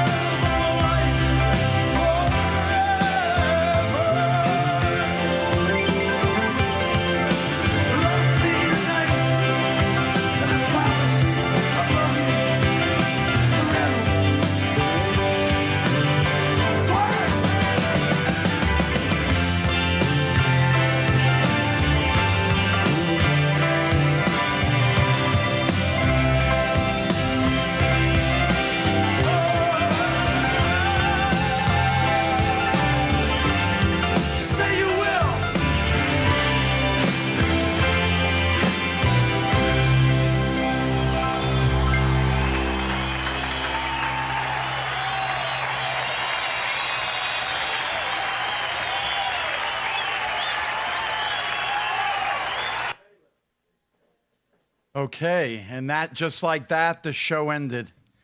And then Ken Viola, who was working security, he said, Arlen, if you hang out 45 minutes after the show, Bruce and the band will come out and you'll be able to meet them. And this was in the day when Bruce was still a large cult. So sure enough, 45 minutes after the show ended, there was Bruce in a sweat-drenched T-shirt, just like that. And I had the marquee original art, and I'm wearing that Bruce shirt. And I went up to him, and I saw John Landau, his manager. And I said, Mr. Landau, I'd love to meet Bruce and have him sign the artwork. And Bruce was talking to about a dozen fans. I think he was telling drinking stories or something. And Landau goes up to him, interrupts him, and says, Bruce, there's somebody special I want you to meet. Now, I must have been wearing a grin from ear to ear, but, you know, I was 20 years old at the height of my Bruce's God stage. Not that that's really changed much. I've fallen far. Bruce has stayed up. But my point is that I was ready to meet my hero. And I had read whatever interviews were extant at that time, and there weren't that many in 1978. But I knew what rock and roll meant to Bruce, that he was basically, you know, a poor, lower-class white kid with no culture in his house. And rock and roll came into his home and basically gave him his life. And I wanted to say something to Bruce to get across that same feeling of what Bruce meant to my life, and by extension, all the fans, including my 6 friends, and of course my friend David, the photographer, ran out of film. So I'm describing this to you, and like the Zapruder assassination, everybody that's witnessed it is now dead except for my cousin Barbara. Not to jinx you or anything, but at least one of us is alive to tell the story. I look Bruce in the eye, and Bruce is about my height. I mean, I'm 5'8". On stage, he seems larger than life. But I looked him right in the eye, and we were this close, and he signed the artwork. He didn't really say anything. But then I looked him in the eye, and I said, Bruce, there's something I want to say to you. And there's, the dozen fans were all around, and I looked him right in the eye. And no different than I'm telling you right now, I said, Bruce, your music means more to me than anything else in the world. Now, I've been telling this story for 41 years, and I quiz people. And I say, when I tell them, how do you think Bruce responded to that? Now, some people say, oh, Arlen, did he slap you on the shoulder and say thanks? Did he shake your hand? you know, did he say or do anything? And I tell people, nope, didn't say a word to me. Didn't shake my hand. Didn't pat me on the back. But I didn't say he didn't give me a reaction. He gave me the Zen most perfect reaction because when I looked him in the eye, there was that, I know it sounds like a cliche, but there was a flash of communication in a split synapse where I think Bruce knew exactly what I meant when I told him that. And the Zen most perfect reaction he gave me was to give me a brotherly hug. And you know, like those Brian De Palma Hitchcock films where the camera's spinning around? That's how I felt. You know, that camera move? And the people around me, and my cousin Barbara was there, I don't remember in my reverie whether they clapped. There was some sound, some group exclamation that to me sounded like they were responding to the fan meets the idol, and the fan gets to say to the idol what everybody wants to say to him with the seriousness that I said it to him. And for Bruce to give me that reaction was a beautiful thing. Now, flash forward 6 years, it's the dawn of the Born in the USA tour. And I'm working in New York City, and at that time he was jumping up on stage with the Stone Pony that summer, getting ready for the Born in the USA tour. So a friend of mine said, Arlen, I got a tip, Bruce is gonna be the Stone Pony. So me and my friends in New York City, we rent a car and we drive to the Stone Pony that night. It was a weeknight. And sure enough, Bruce was in the audience, but he never went up on stage and the place was packed. So I figured, okay, it's a bit of a wild goose chase, but at least he was here, but nobody was going up to him. He was packed like sardines. So about a half hour later, I go to the bathroom and I'm coming out of the stall, and the Stone Pony bathroom is like the size of this little area that I'm in. So when I came out of the stall, there are like 2 bathroom stalls, and there's 2 little sinks. Like a scene out of a Quentin Tarantino movie. Who is standing, leaning up against the wall with a beer in his hand? Bruce. Now, if you know your Seinfeld, I can't leave the bathroom without washing my hands. Otherwise, I'll be like Poppy, if you know your Seinfeld. So, but Bruce is standing there. Now, I could tell immediately he was like a million miles away, probably drank too much, maybe the pressure of the crowd, and he was just, I can tell he was a million miles away. But I went up to the sink to make believe I was washing my hands, kind of. And all I said, I had to say something to him. I couldn't just wash my hands and ignore him. It's Bruce Springsteen. So I must have said something along the lines of, you know, Bruce, I met you 6 years ago at the Capitol Theater. And as I'm even telling him this, he's a million miles away, glassy-eyed, didn't say a word. But I said, and meeting you was very special, and I just want to tell you, blah, blah, blah, and good luck on the tour. I don't think I shook his hand or anything. But as I left the Stone Pony bathroom, I thought to myself, you know, for most Bruce fans, meeting Bruce Springsteen in the bathroom of the Stone Pony is the story you tell your grandchildren. That made the 1978 meeting after this show once again seem like, because there's no photo evidence, did it really happen?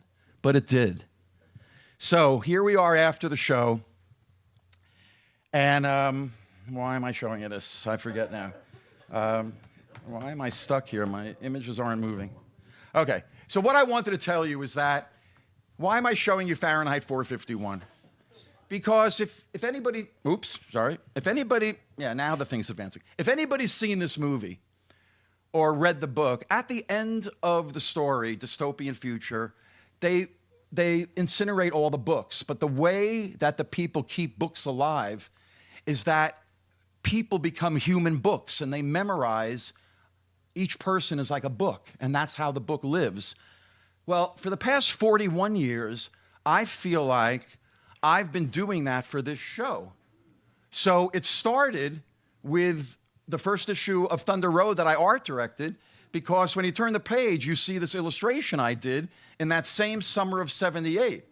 And what it basically is that Thunder Road story that Bruce told, imagined by me in my 1974 Plymouth Duster, as if he's driving across and he sees a sign that an Indian made and blah, blah, blah. And then in other book projects that I've done, I actually took the type of his monologue and worked it into the illustration. This is the last issue of Thunder Road that I art directed in 1982, using the Thunder Road logo from the movie poster. And then Charles Cross in Seattle started Backstreets in 1980, kind of the successor to Thunder Road. And there, of course, is that great photograph I used in my introduction. Backstreets started out for its first couple years as a tabloid newspaper, but then in 1985, or in 84, I forget, he published the first magazine issue. So in the same way that I looked at that and I said, you know, now that he's publishing a magazine, I proposed to him an issue, I think 12 or 13, that came out in 1985, my very first article in that issue called The Night I Met Bruce Springsteen, which basically uses my friend David Reese's photography and talks about the things I've been talking to tonight. Then in 1992, Cross collected the best of Backstreets in a hardcover book, and he included my article, The Night I Met Bruce Springsteen, which included my marquee artwork. In 1998, when Bruce was in the Darkness, led into the Hall of Fame, they had the anniversary of Darkness, and I wrote an article about, once again, why this show is, what's that word? Definitive. Yeah, there it is, Pièce de Resistance, which was, of course, the name of the vinyl bootleg that many of us got, and for a lot of people, that was maybe their first bootleg. But of course, over the years, as vinyl went to CD and DVDs, my words, of course, not with my cooperation, this was photostated from Backstreets, but this was in one of the CDs. And there's my artwork, you know, and I don't get anything for it, but I just felt like, you know, I'm a part of Bruce's official history in a weird way. So in 1994, they did a 10th anniversary of Born in the USA, and I got to illustrate Bruce as Captain America, the superhero of rock and roll. And I wrote an essay explaining that that was a full-color kind of sequel to my Spirit in the Night image. And there is Chris Phillips, the editor, at Monmouth University, where Bruce has his papers talking about Backstreets using my image. David Reese's photographs, I've tried to put them together as a proposal for a book, but any publishers out there, if you're interested, let's talk. And you can see how I use some of David's incredibly beautiful photography. Even an image like this that's blurred makes for a beautiful image with or without type.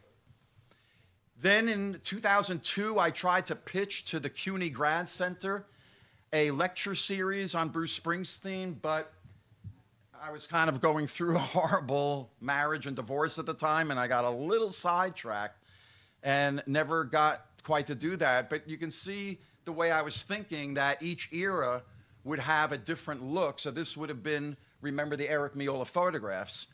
Then in 2008, the great photographer from Toronto, Lawrence Kirsch, put together one of the two greatest books about Bruce Springsteen. Does anybody have this book called For You? Hands? Anybody? Nobody? If you don't have this book and you're a Bruce fan, seek it out on eBay, go to Facebook, Lawrence Kirsch. What makes this book great? It's fans writing in their experiences, either meeting Bruce or their first Bruce experience. I thought at first this book was going to be like a scrapbook, but let me tell you something. Once I started reading the people's stories, it blew my mind. And if you really want to tell people or aliens what Bruce Springsteen meant to people, there is no other book like this, because other books are written by critics. They're written by historians like me. They could only get across a certain aspect. So, of course, I contributed my Night I Met Bruce Springsteen. And there it is. Again, these are all different versions over the years. In 2009, a Spanish book was published about Darkness on the Edge of Town. And there's my spread. Of course, it's all in Spanish. But why is my image there? Because they included an actual poster reproduced from my original art versus bootlegs in record stores blown up from that little Capitol Theater book. Then Kirsch put out a book a couple years later just about the Darkness era. Again, a must-have double bag item, as they say in comic book talk. And so writers wrote in about specific Darkness shows. And of course, I wrote my story about the Capitol Theater, talking about the great songs. And again, this is the first time David Reese's photographs have been published in a beautiful photography book. So this is another must-have item. But once again, over the years, the CD and DVD bootlegs have used my marquee artwork. Of course, they spelled bosses wrong, right? Grammar police. There used to be an Asbury Park Hall of Fame. It's no longer there. But they had one of the two vinyl signs. And now I heard that one of them is in the basement of a great Bruce fan, Marty Ventura from New Jersey. And he got it from the Rock and Roll Hall of Fame in Asbury. The other one is in Denver somewhere. Why isn't this in my apartment? It's my artwork, God damn it. But anyway, a couple years ago, John Scher was honored by the Asbury Park Hall of Fame or something like that. And I brought the framed artwork. I hadn't seen John since 1978, so it was beautiful to see him. I've taken these images, and on my website, I created a radio program, 90 minutes long, called Unlucky 13, Bruce Springsteen's Greatest Hits You've Never Heard.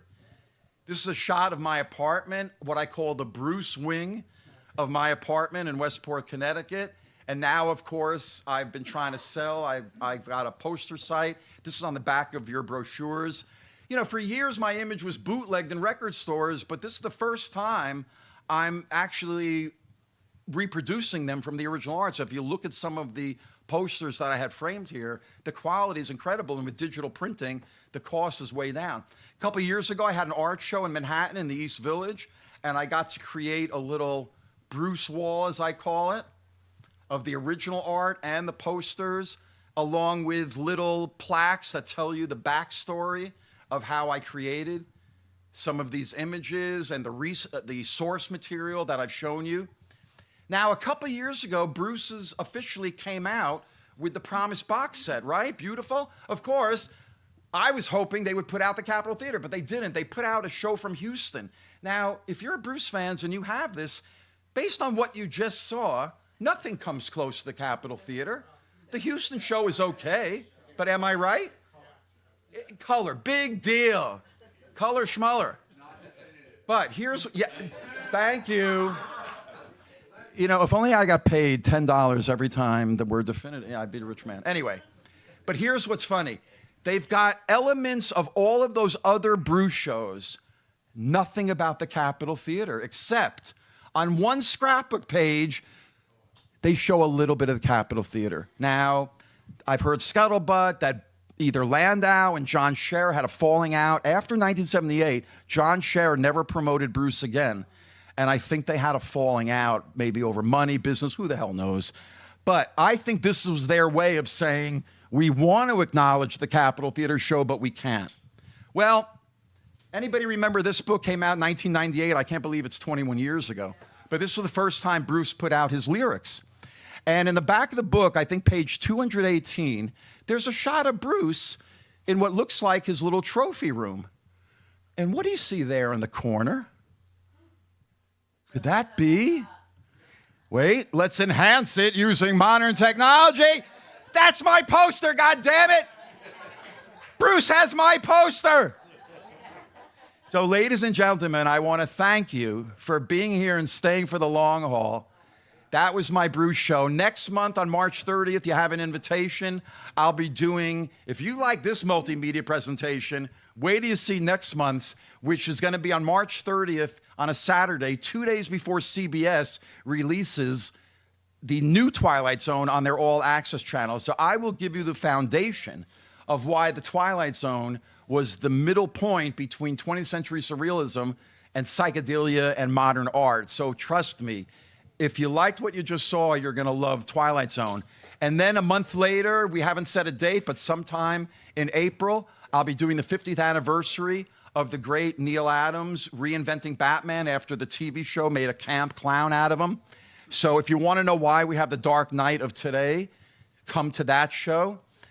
My other shows that are comic art history related, I'm doing a lecture on the 50th anniversary of the other great artist like Neil Adams named Jim Steranko. His version of Captain America was groundbreaking. If anybody's on the West Coast in early March, I'll be at the San Diego Comic Fest doing 4 lectures, the 3 that I just talked about, plus, if you don't know the name Steve Ditko, he only created a couple of characters known as Spider-Man and Doctor Strange, but he was a New York artist and he just passed away. So those are mostly my comics history projects. If you go to my website that's on all this information, you'll see that there's a Bruce icon, a Twilight Zone icon. There's my Silver Age book based on my comic history research, all about the great artists of our time. I do a lecture on the Silver Age. I run a Facebook group on the Silver Age, one on Jack Kirby, and one on the mentor who I worked for, Neil Adams. I'm also an illustrator who works in a comic book style. I'm sorry. And I turn people into superheroes. So, ladies and gentlemen, that's me. So I want to thank you all for making this a dream come true. I really appreciate it.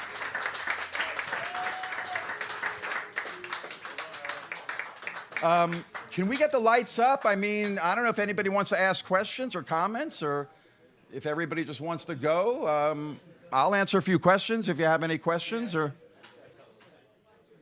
have I totally bowled you over? Is everybody spent like after a brew show? Yes. I'm a little hard of hearing, so either speak. You know.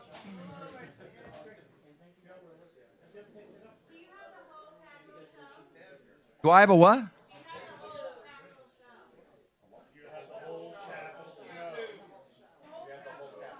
Oh, yeah, that's the beautiful thing. The entire Capitol Theater, I just gave you what I consider the greatest hits, but it's a 4-hour show. And there's plenty of other songs that other people love just as much as the ones I showed you, but this is my personal greatest hits. Anybody else? Okay, back there.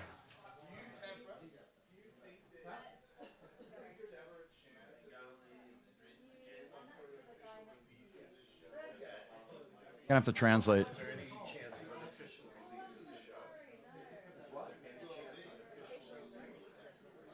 Well, again, Bruce has had many opportunities to release this, you know, and again, he never has. And I think what I showed you at the end about the fact that he's not even acknowledging it tells me there's bad blood, I think, because Cher is still promoting. He's still out there. I think there's a problem where they're not ever going to... I mean, listen, you never know with Bruce. Look, whoever thought he would release Roulette as a B-side 9 years after he wrote it on the Tunnel of Love tour, which was totally incongruous. So you never know with Bruce. All of a sudden, we could wake up tomorrow and there's going to be a release of the Capitol Theater. But I think the fact that he had his chance and he didn't tells me there's going to be no... But listen, who cares? The Capitol Theater bootleg exists. Listen, maybe John Cher has a pristine copy, not 10th generation that I showed you, and maybe wouldn't that be great? But I have no way of knowing any of this.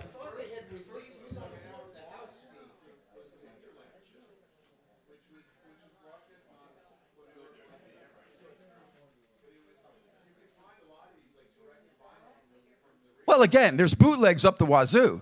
But you asked about an official release. Listen, I would love to see, maybe it was shot in color and only broadcast in black and white. We have no way of knowing. You'd have to ask John Cher. Where's what? You know, listen, through the bootleg market, if you're interested, reach out to me and we'll talk if you want to get a copy. But, you know, with the growth of YouTube, all of these songs are individually on YouTube, most of them. Or they're all posted together, so it shouldn't be difficult to find them, you know? You know, I can't hear you. I need somebody to translate because I can't hear you this far away. Yeah.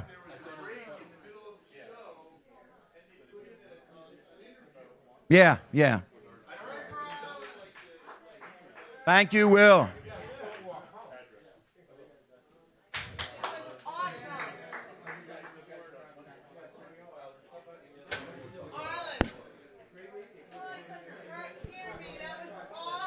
I heard you. Awesome. Okay, wise guy.